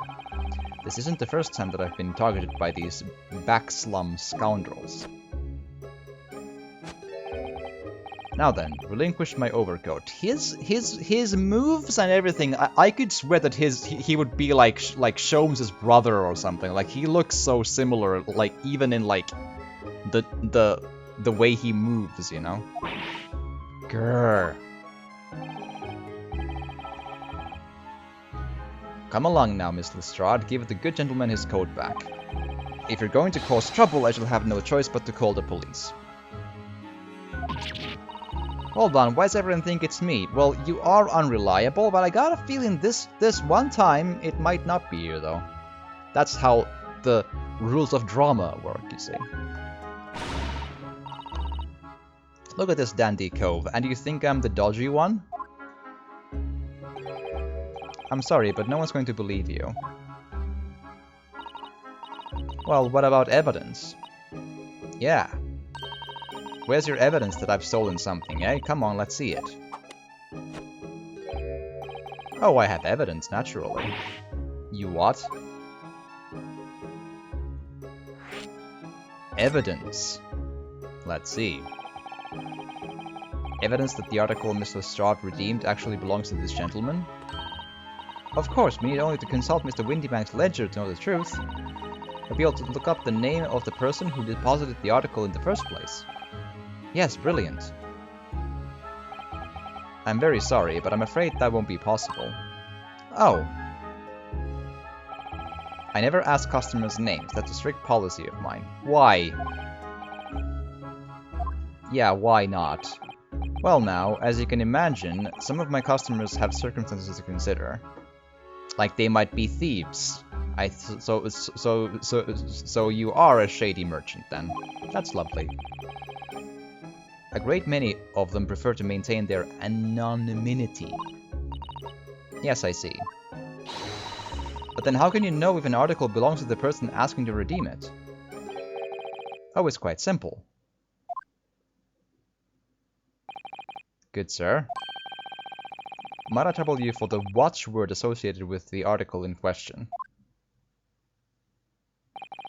Of course, it's... Professor. Yes, that's right. And all the evidence we need. This gentleman is the rightful owner of the article, without doubt. A watchword, interesting.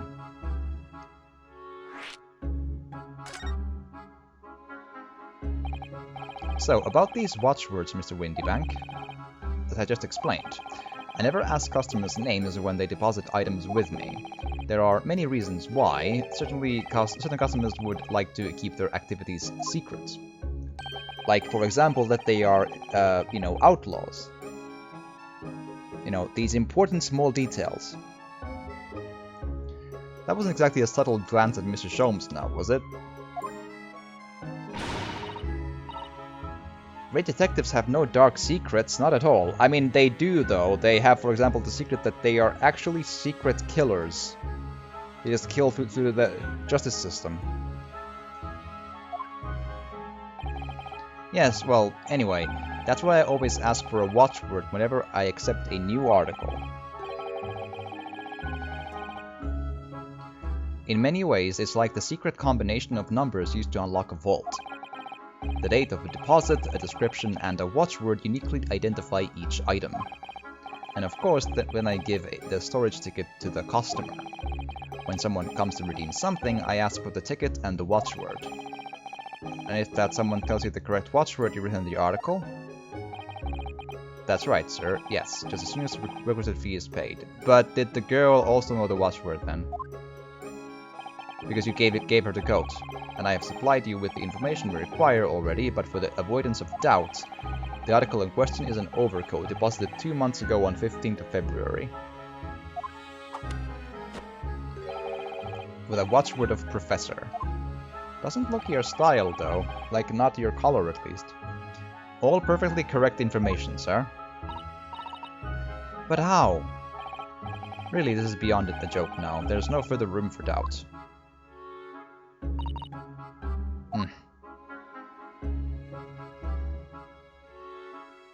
Okay.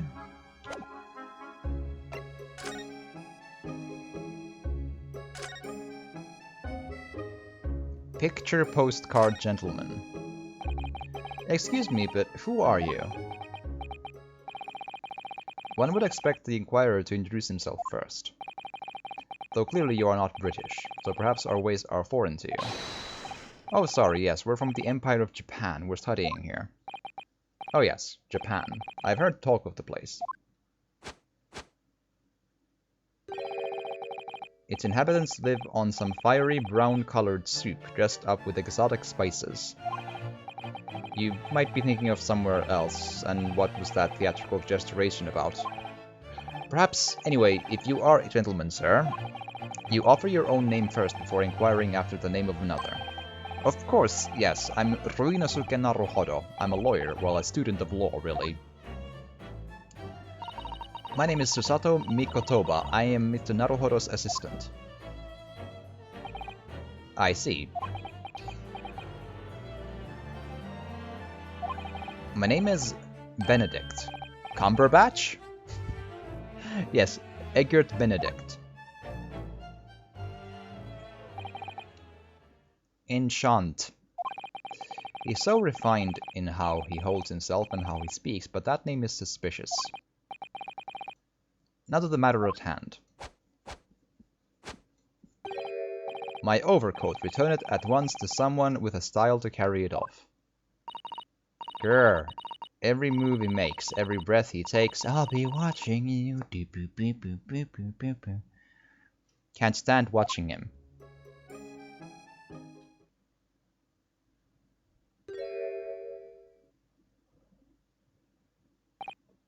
So, let that be an end to the matter. And thank you for your custom, Mr. Eggert Benedict, sir.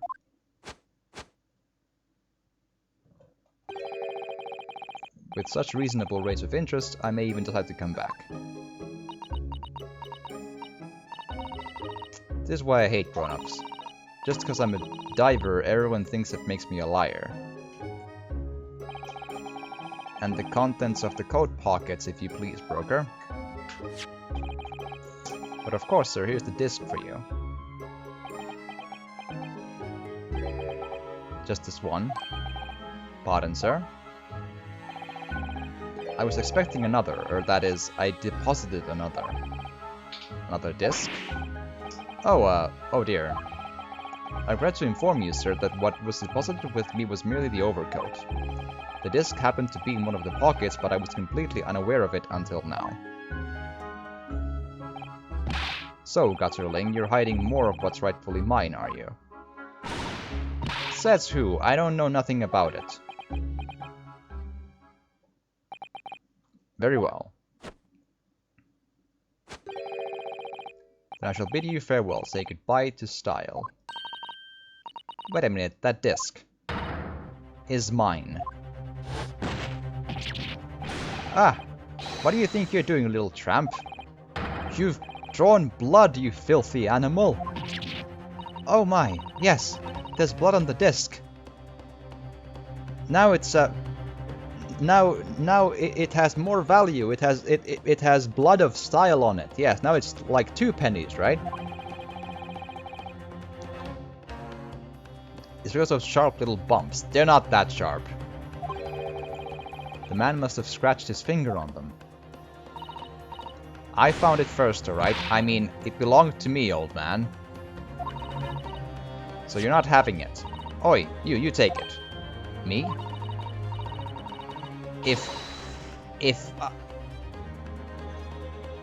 Yeah. Never write up, like, accents. Oh, this is such a pain to read. If I hang on to it, they'll have it off me again, so you keep hold of it. Ugh. Miss Lestrade, why is this so important to her? Why does she think we can keep it, though? Like, can I just, like yell, I am the law, and then like I can just keep the disc then? Is that how this works? I'm deeply confused by this. You there in the black livery, hand that disc to me at once, please. I'm sorry. When I have a disc, I can't let go of it. It's a condition. Yes, it's like a short-term disc grappling condition. Yes, sorry. It's the I call it the Disco Elysium. I disc and then I can't let go of it. Yes. No, don't. He's lying. Grown-ups are all liars. What do I do now? How am I going to resolve this? Yell objection into his nose and draw blood. Bly, let's go. Bye.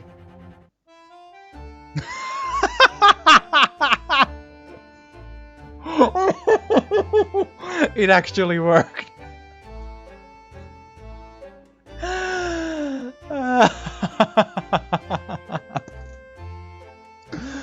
I honestly I thought the game would stop me, like they would like be at the door. No, give me the. I just left it, but bye. Oh Jesus, that's pretty good.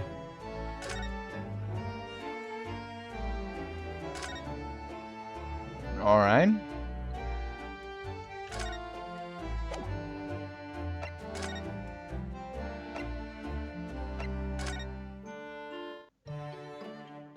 Anyone home here?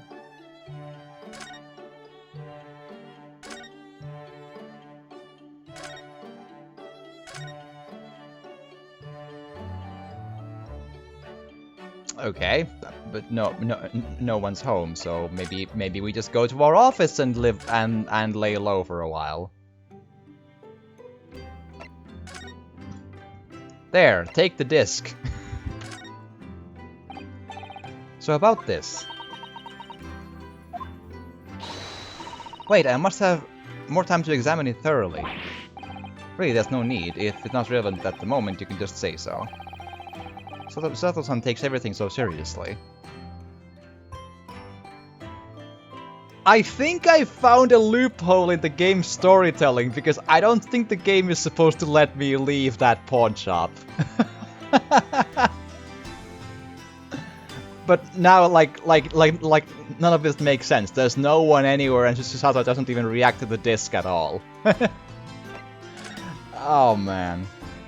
Alright, let's go back.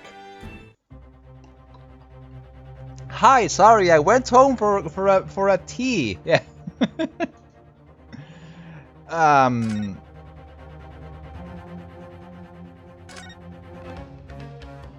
Help?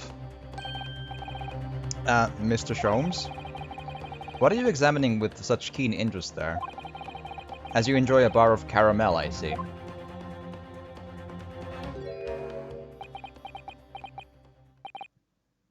So, you found me at last, Mr. Naruhodo. Sorry? After that young pickpocket sent me on my way, I was forced to lurk in the shadows. Cruelly ostracized as the rest of you partook in the jovial atmosphere of fellowship. What? I had nothing to occupy my mind, but was too ashamed to let society see what my downfall had done to me. He is a weird boy, so feigning mock interest, I presented to examine the tedious trinkets in this desolate place. Whilst, as he shrewdly observed, gnawing on the only friend I have left, the 7% solution of caramel. Pray, do you claim to understand the depths of my despair, Mr. Naruhodo? But how could you? I was so lonely, so desperately lonely. Then, why on earth did you rejoin the conversation? Things have gone from bad to worse over here, you know? Yes, I overheard much of your conversation. Or rather, in my craving for human contact, my ears devoured every word that was uttered. You really were sad, weren't you? Also, what's up with you? Poor Mr. Sholmes. I feel simply awful for... Susato, he sent countless innocent people to their deaths. Susato, no. No sympathy. None. It would seem that my inferences are correct. Oh, surely you're not about to tell us that you've solved the entire case once again? What? My dear madam, sometimes I wonder, were my genius for deduction to be commoditized, how much could I pawn it for? None really, you're always wrong. It seems Mr. Sholmes has had another of his flashes of inspiration, but who knows if it will help resolve the situation between Mr. Lestrade and the mysterious gentleman. What's the right thing to do here? I mean, the right thing to do would be to leave it, but I think the game demands I listen to the deduction. I think the right thing to do is immediately call the police, let them know that Sholmes is a fraud who has sent countless innocents to their deaths, have him arrested, and sent to the gallows himself. But that's not the option the game considers, so we have to listen to the deduction instead.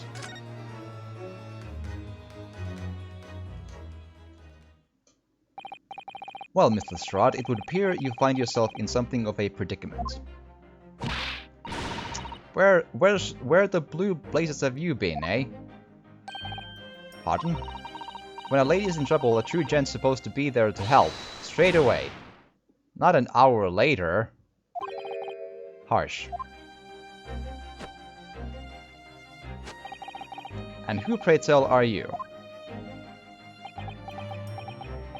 You look like you're related, like seriously. Mr. Eggert Benedict.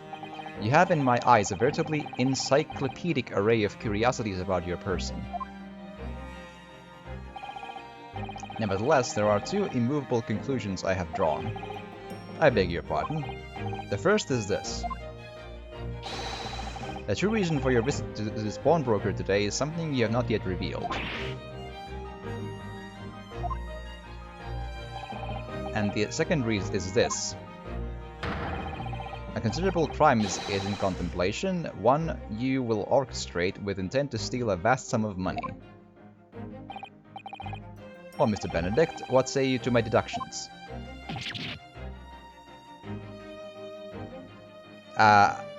If he had any brains, he would not start with how. I somehow doubt that is the sensible thing to start with.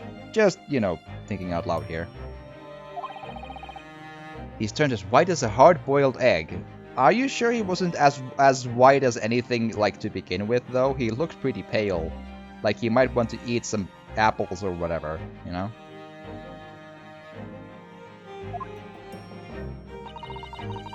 It would seem that once again, Mr. Sholmes has made a flawless deduction. I wouldn't count on it, Susato. It would be his first flawless deduction ever. Just saying. Just who do you think you are, sir? Ah yes, as I hoped. That is precisely the pained expression I was looking for. And you both dance like you're about to enter the river dance. Sure, shall we begin? The time has come for yet another Herlock Sholmes' logic and reasoning spectacular. Oh goody.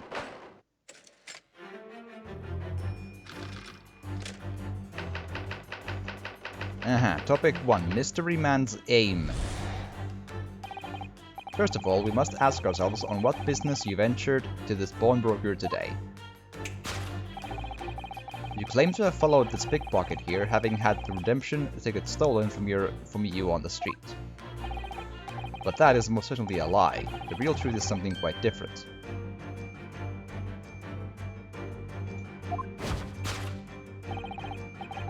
As revealed by that which you hold in your hand.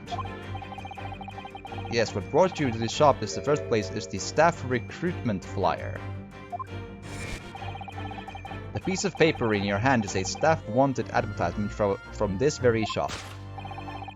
Yet even the most unobservant would soon realize that a man of your appearance has no need of such employ. In other words, there is some ulterior motive for your actions.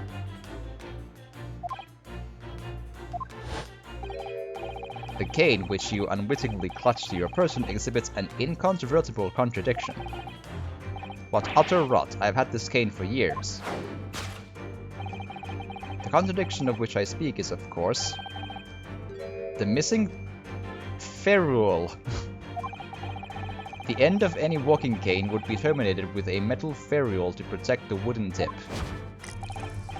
And yet detailed analysis shows the wooden tip of the stick to be utterly bare. It's like AG right there, like just like, yeah, wooden stick. Ugh, moron, come on. Therefore, there's only one conclusion.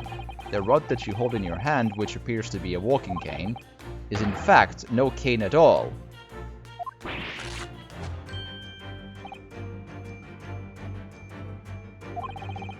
You recall, sir, is something wrong? Well, is it a cane sword, in fact? And in your recalling, you inadvertently facilitate the answer of the next conundrum to present itself.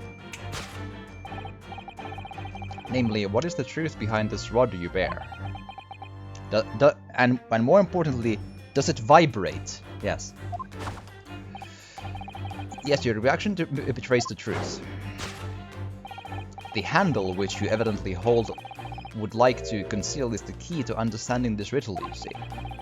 From the moment I saw it, my suspicions were aroused.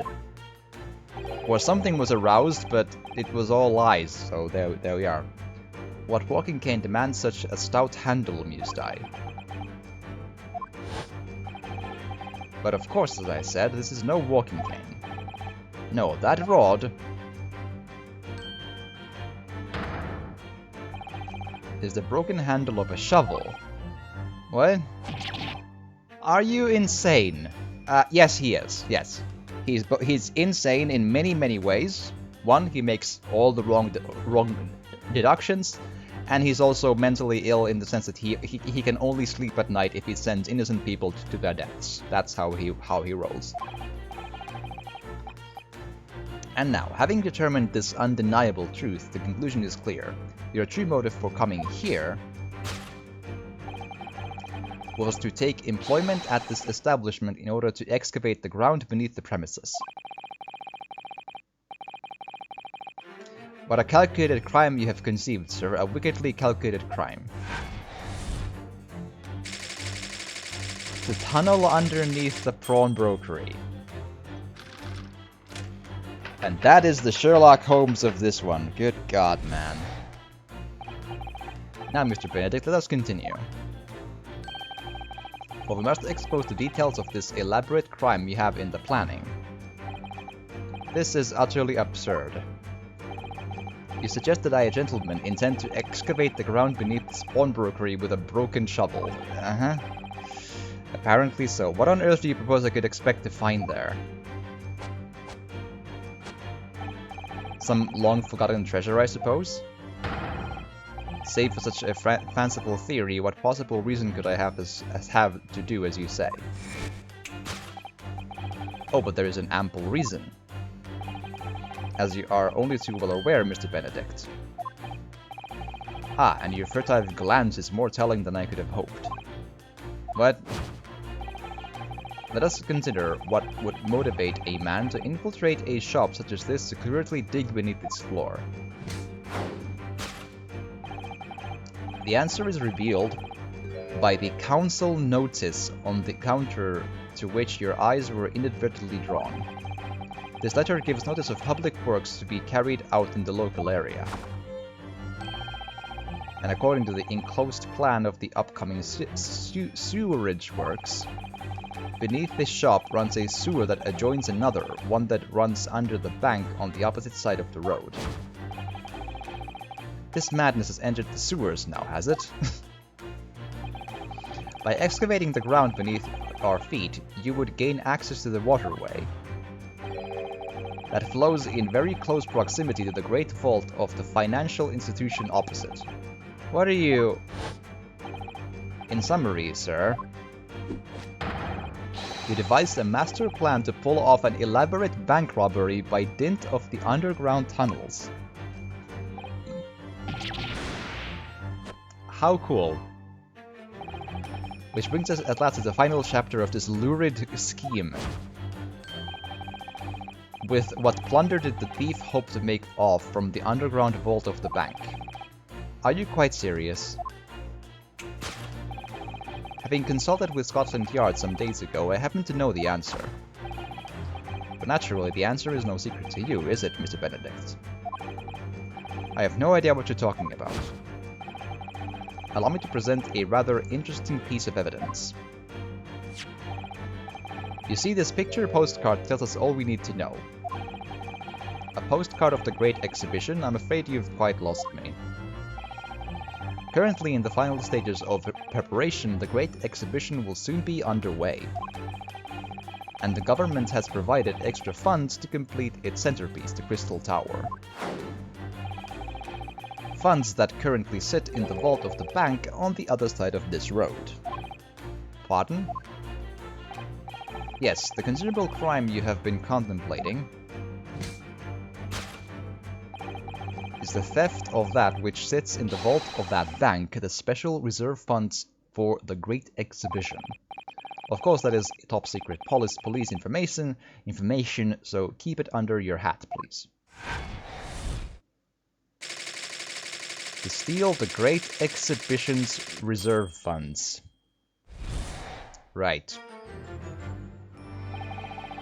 Thus concludes Sherlock Holmes' great deduction of this pawnbroking puzzle. Right. Well, I am glad we all, heard that. Mr. Sholmes, you suck. Yes. Well, Mr. Naruhara, an impressively upbeat deduction for a detective racked with loneliness, wouldn't you agree? Upbeat, yes. Wrong, also yes. So,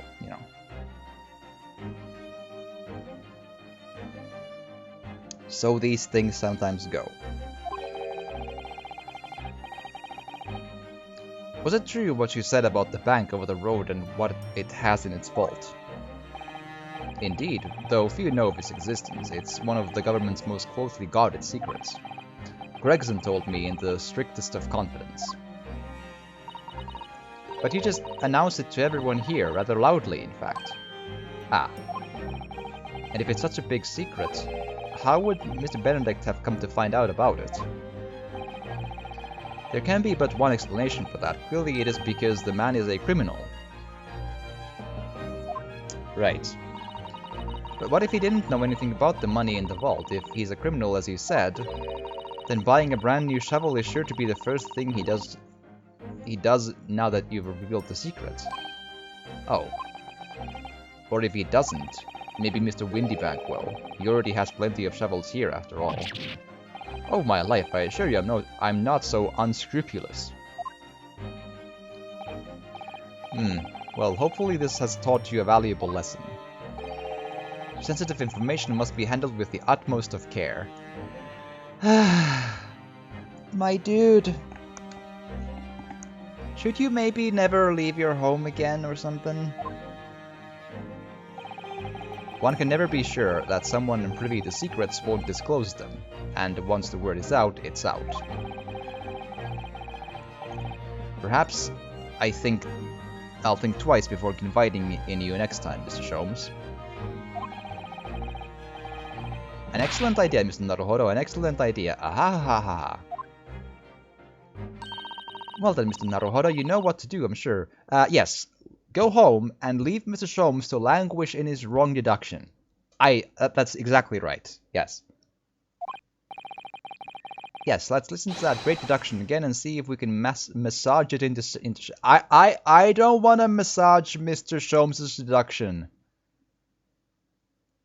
If that's an innuendo or no, I don't want to massage it. That sounds not safe for work. Very well then, let us start once more from the beginning. Of Herlock Sholmes' magnificent logic and reasoning spectacular. I mean, surely he knows that he also just needs all of this help. Course correction, hold it, Mr. Sholmes. Alright. So the first thing. What business you ventured to this pawnbrokery today?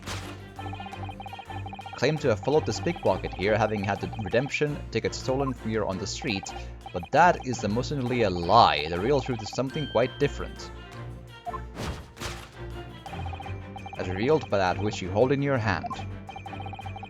Yes, what brought you into the shop is the first place is the staff recruitment flyer. Alright, thing number one. So by Mr. Sholmes' reasoning, Mr. Benedict came here in order to apply for a job so he could dig down through the floor. Yes, in an attempt to tunnel into the sewers to gain access to the money in the vault of the bank across the road. But he wouldn't get very far with a broken shovel, would he? No, I think it's fair to say his motives lie elsewhere. The question is where? What did bring Mr. Benedict here at this particular point in time?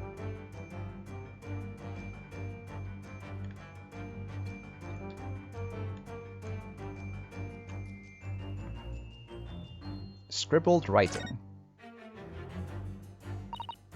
Oh, look at all the scribbled notes on the back of the flyer here. I don't believe it. What is it? Listen to what it says. Name, Gina Lestrade, height 5'2". Green cap, scruffy waistcoat, grubby, white shirt, blue satchel, ragged. It's a detailed description of Miss Lestrade. Goodness, there's even a sketch of her, a hat and all. Although, if he showed it to her, she'd fire that smoke grenade launcher in his face for sure. And look, the details of the shop have been written down here too. Windybank's Pawnbrokery, Baker Street, redemption deadline 15th of April, which is today's date. Why would Mr. Benedict have all that information scrawled on the back of that piece of paper?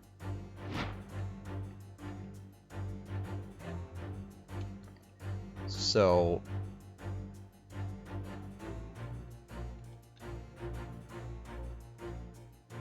Take that! Take that!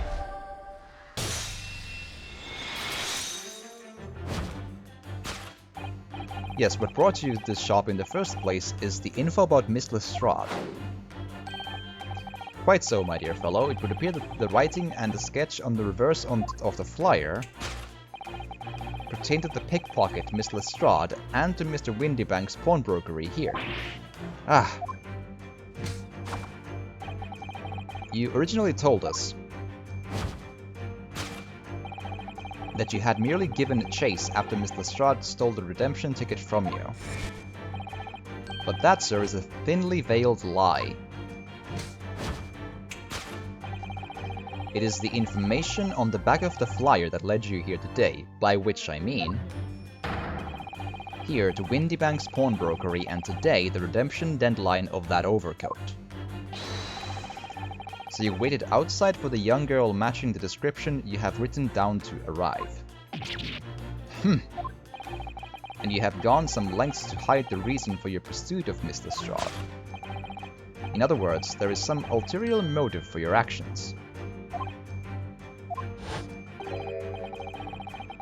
The cane in which you unwittingly clutch on your person exhibits an incontrovertible contradiction. What utter rot! I've had this cane for years! The contradiction of which I speak is, of course, missing ferrule. What's a ferrule? It's a metal cap commonly found at the end of a cane, Mr. Naruhara. Ah, the bit that makes the nice clacking sound on the pavement. Yes, exactly, and Mr. Sholmes is right, it appears to be missing on this cane. But it doesn't actually look broken, does it? No, it doesn't, though the gentleman certainly did recoil when Mr. Sholmes identified the cane as suspicious. In other words, there's some secrets about the cane that Mr. Benedict would rather we don't know.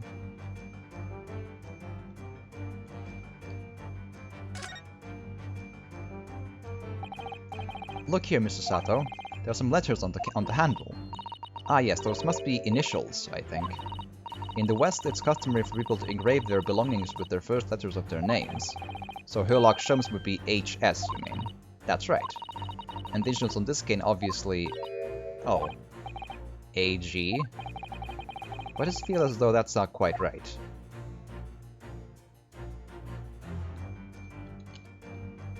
Take that! Take that!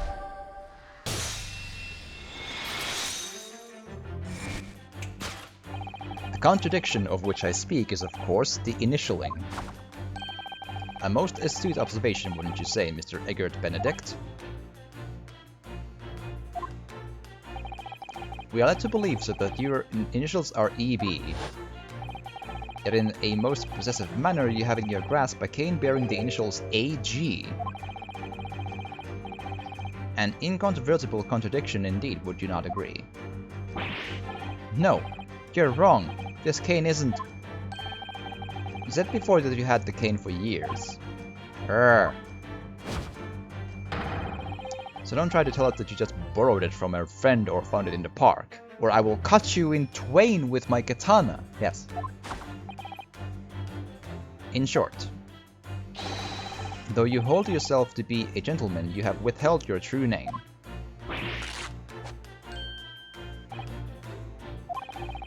You recoil, sir. Is something wrong? Aye, well, aye.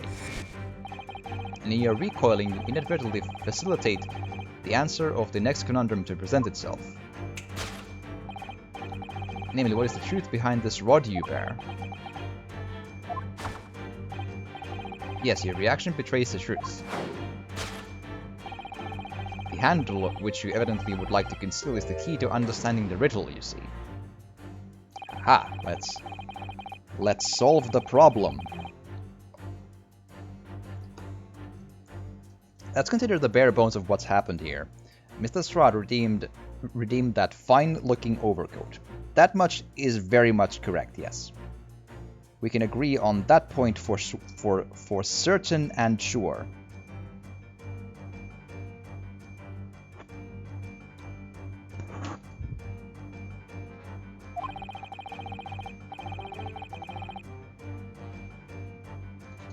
And now Mysterious Man has appeared, introducing himself with a fake name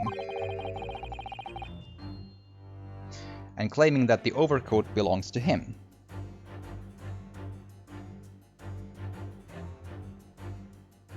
That is indeed a true story. So how can we then make sure that what they claim is absolutely the correct reality? That is the question, but we know that he actually identified Mr. Lestrade for a written description, which suggests that everything else he's told us is untrue. That is a fair enough point. So what we need to do here is make sure we just make all of the truth and reality come out, and we never again need to worry about any of this. Yes, we can just like take a deep breath and just nice and easy make sure that all of it just works out nice and great. Yes.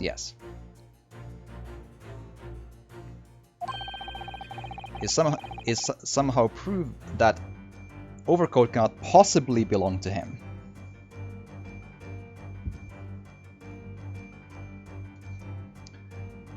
Lovely. Sounds like a plan.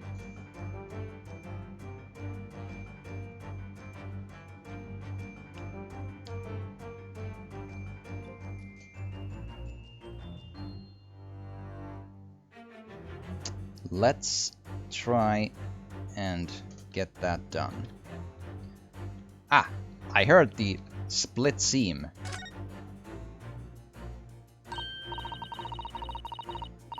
Oh, the seam on the shoulder that is coming apart, look.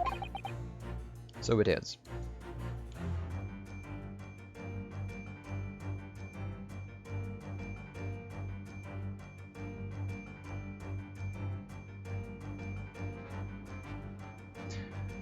So it is. You know, a moment ago when Mr. Benedict was surprised by something that was said, I thought I heard him make a rather strange noise. It sounded a bit like a tiny growl, but now I think it was probably the sound of this seam ripping open. If you look closely, it does seem to be a very tight fit. The sleeves are stretched to bursting and he wouldn't have a hope of fastening it at the front. If he were to run around in it, I'm sure the whole thing would fall apart. That I'd like to see. Sorry? So how can we make Mr. Benedict run around? She's really giving this some thought.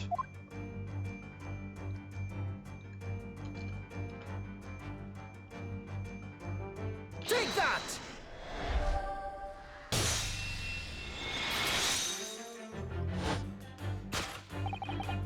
The split seam, which you evidently would like to conceal, is the key to understanding this riddle, you see. Ah. Yes, because the overcoat is rather obviously a poor fit. Having forced it over your broad shoulders, the seam is already breaking apart. My suspicions were aroused from the outset. When you waves to background. When you so boldly lied about your name and so boldly waylaid this pickpocket. Ah. This catalogue of untruths has all been for one very specific purpose. To steal the article that the young girl redeemed from Mr. Windybank. Ah! But what really irks me is this. The considerable crime I initially imagined has been considerably curtailed.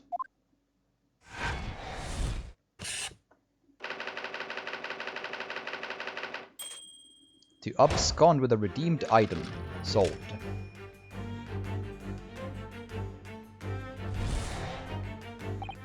Now, Mr. Benedict, let us continue. For we must expose the details of this elaborate crime you have in the planning.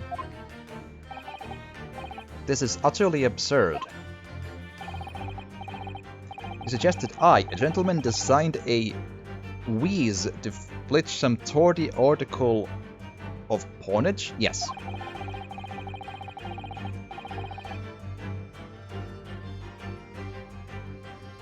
Have you forgotten that I redeemed the article in the proper manner using the watchword? Had I not been the one to deposit it in the first place? How could I possibly have known the relevant details? N'est-ce pas? Oh, but the watchword can be discovered. As you are only too well aware, Mr. Benedict. Ah, and your furtive glance is more telling than I could have hoped. What? Let us consider how one might come to learn a secret watchword relating to the pawned property of another. The method is revealed by the council notice on the counter to which your eyes were... The direction of the deduction must change rather dramatically now, I think. Yes, no more talk of tunneling into the sewers. Which is a pity because it all sounded rather exciting. Anyway. You can't deny that this mysterious gentleman didn't know the watchword. Yes, Professor. If you didn't know that word, Mr. Windybank would never allow you to redeem the article. Or looking at it another way, if you did know that word, Mr. Windybank would allow you to redeem the article whether it was yours or not. But the question is, could the gentleman have found the watchword out somehow?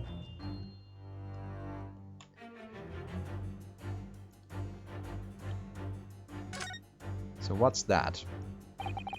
Look at this, Mr. Sato. Ah, it appears to be a memo that Mr. Windybank has scribbled to himself. Why did Mr. Pawnshop leave a loaded gun to his counter? Because he's been constantly,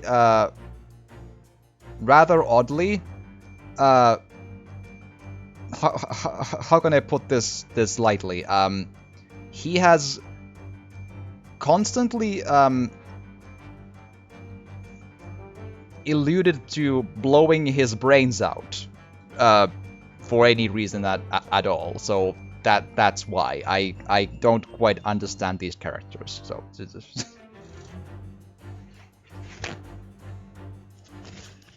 so you know what can you do, right?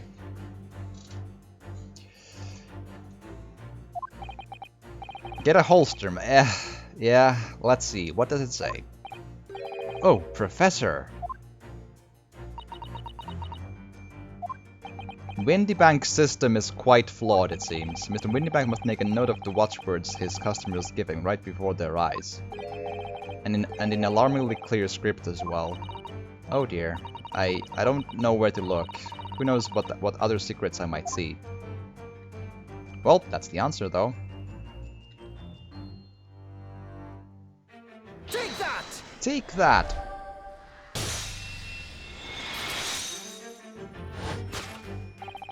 The method is revealed by the notelet on the counter to which your eyes were inadvertently drawn.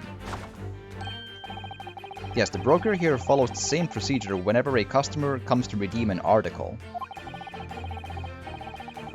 He asks the customer for the watchword and notes down the response uttered on a notelet he has to hand.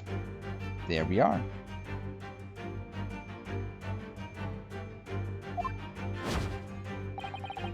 Then he consults his ledger and confirms whether or not the watchword matches that of the article in question. I would expect nothing less of a diligent pawnbroker. But his diligence clearly has its disadvantages. What are you talking about? It is increasingly apparent that you were present in this shop before your accusation against Miss Lestrade. In all likelihood, you followed her inside and then observed her talking to Mr. Windybank. When the diligent broker made a note of the watchword as his common practice, you observed him writing the word Professor on the notelet beside the ledger.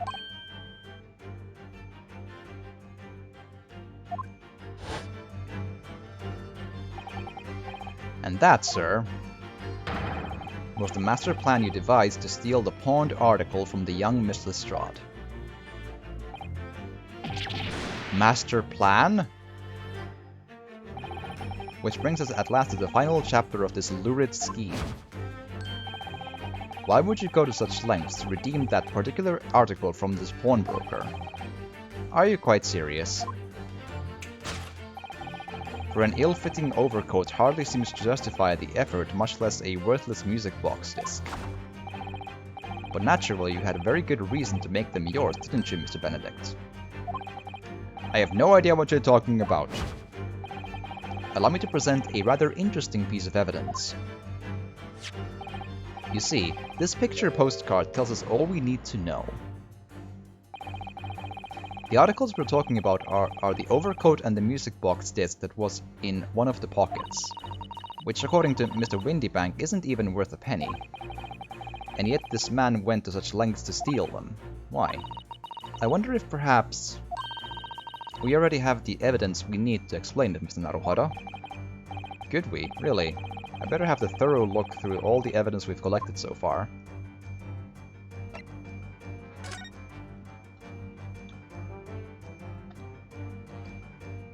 Let's see. Oh, there's a little scrap of paper stuck on the reverse side of the disc. Look, for McGilded. And a scribbled word or two. It looks like somebody's name. For McGilded. McGilded it couldn't be. But it is, Mr. Naruhodo. A name I shall never forget, for as long as I live. But why? Why is his name on this?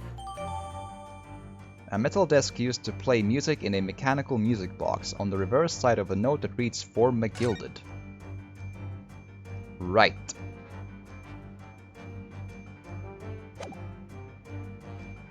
So that's probably the reason, yeah? Well, this time I'll do a safety save to be absolutely sure, but I mean, they did say, you know, what evidence we have, and it's the only thing we have. He didn't come for my, you know, armband, you know?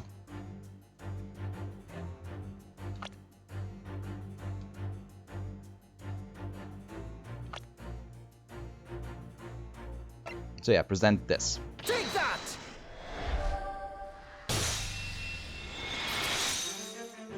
Yeah, blood, yeah, it's, the blood came on it when, the little girl and the top hat guy, like, sort of fought over it. The blood was not on it before, though. Like, it's his from just now. You see, this music box disc tells us all we need to know. What's that? So that's why I didn't really examine it, because it didn't seem relevant to why he wanted it in the first place, because that wasn't the, like, reasoning.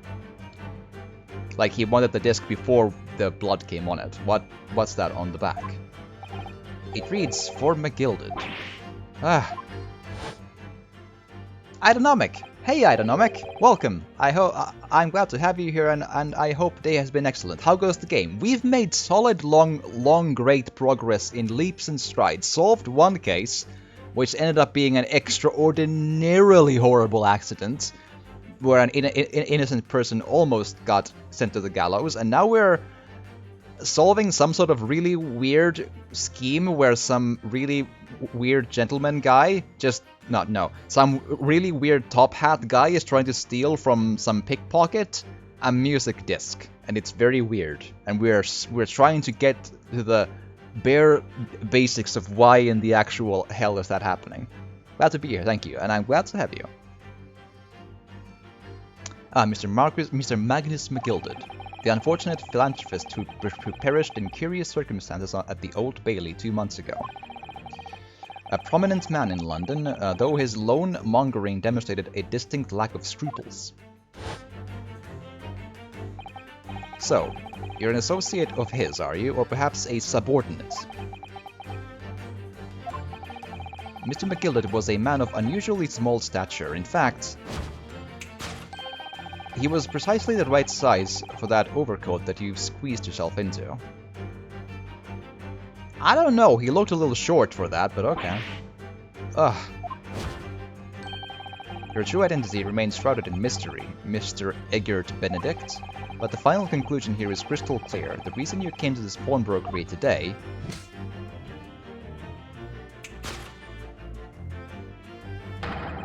was to retrieve an article left behind by the late Magnus McGilded. Ta!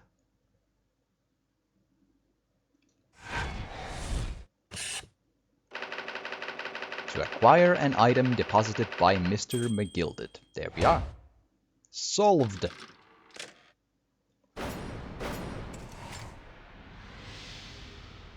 Elementary. There we go.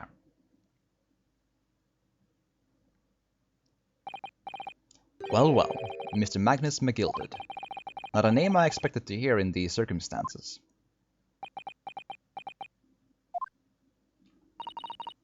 Mr. Sholmes, I'm afraid there's something very troubling on my mind. Pray tell, Mr. Sato. Well, according to what Mr. Windybank told us earlier, today was the final day in which the coat could have been redeemed, was it not? Yes, ma'am, that is correct. Today would be precisely 2 months since it was first deposited. Well, today is 15th of April, so 2 months ago today would have been 15th of February, sir. That's right. It's all carefully recorded in my ledger. I deposited at 10:30 p.m., I see. What? But that suggests... Yes, 15th of February. Did Mr. McGilded actually survive the fire, then, is the question. It's precisely on the day which the omnibus murder took place. Oh, well, in any case. And 10:30 in the evening is precisely the time at which the terrible events were unfolding. Suggestive is not the word. It would seem the matter is entirely beyond coincidence.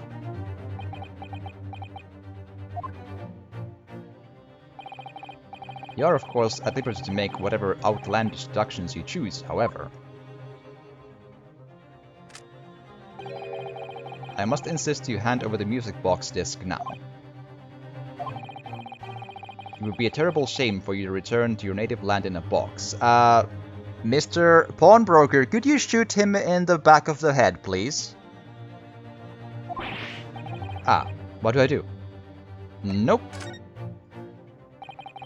There are some things a man must protect at all costs, especially music box discs, yes. This may well be one of those things. Then again, it may not. Mr. Windybank, yes, shoot him, immediately, go for it. This is my shop. I can't allow any harm to come to my customers. If that were to happen, I should have to take my own... No, shoot him, not yourself. Mr. Windybank, no. Alright, that's enough.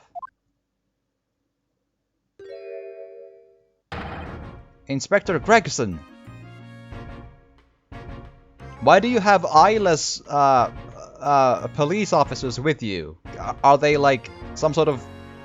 Like, are there other senses like very keen, like they can't see but they smell very good, or is like what's the deal? That they look rather ominous and weird. Inspector. That's right, Sunshine. The alarm was raised on one of our dedicated emergency lines. So we got here as fast as we could. Now what's all this about, eh? Oh, praise be, you're here at last. I was moments away from forfeiting my own life in my very own establishment.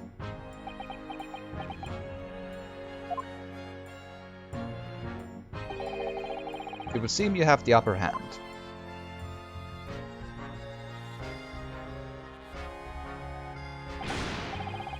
Right, you lot have got some explaining to do. I don't appreciate being bothered with some petty argy-bargy. Petty? Mr. Windybank very nearly met with his end. Yeah, by his own gun as far as I can tell. Oh dear. And the whole of Britain could meet with its end if I don't get to the bottom of the case I'm supposed to be working on. What? What on earth is the case, Inspector? Spare no detail, Gregson. I might have said a little too much. No matter. It's nothing to do with you lot.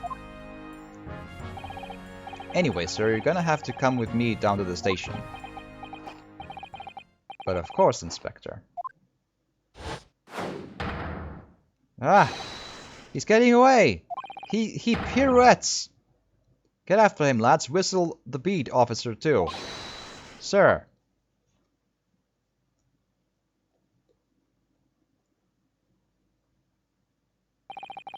There's been a spate of thefts at pawn shops around here recently. So we fitted emergency buttons underneath the counters for brokers to let us know when there's trouble.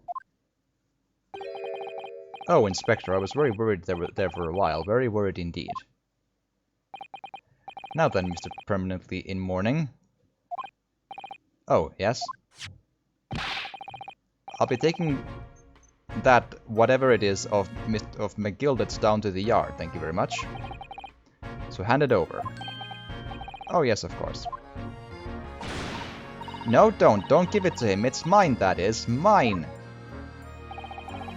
I'm sorry, miss, but anything belonging to McGilded has to be taken in as evidence now.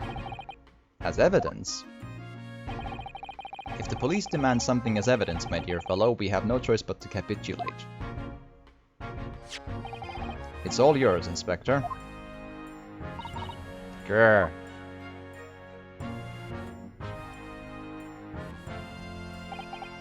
And so, we handed Mr. McGilded's desk over to Inspector Gregson. And were summarily turfed out of the shop and onto the street.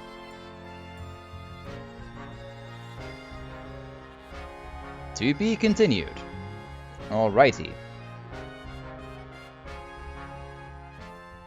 So there we have that. Save your progress, absolutely.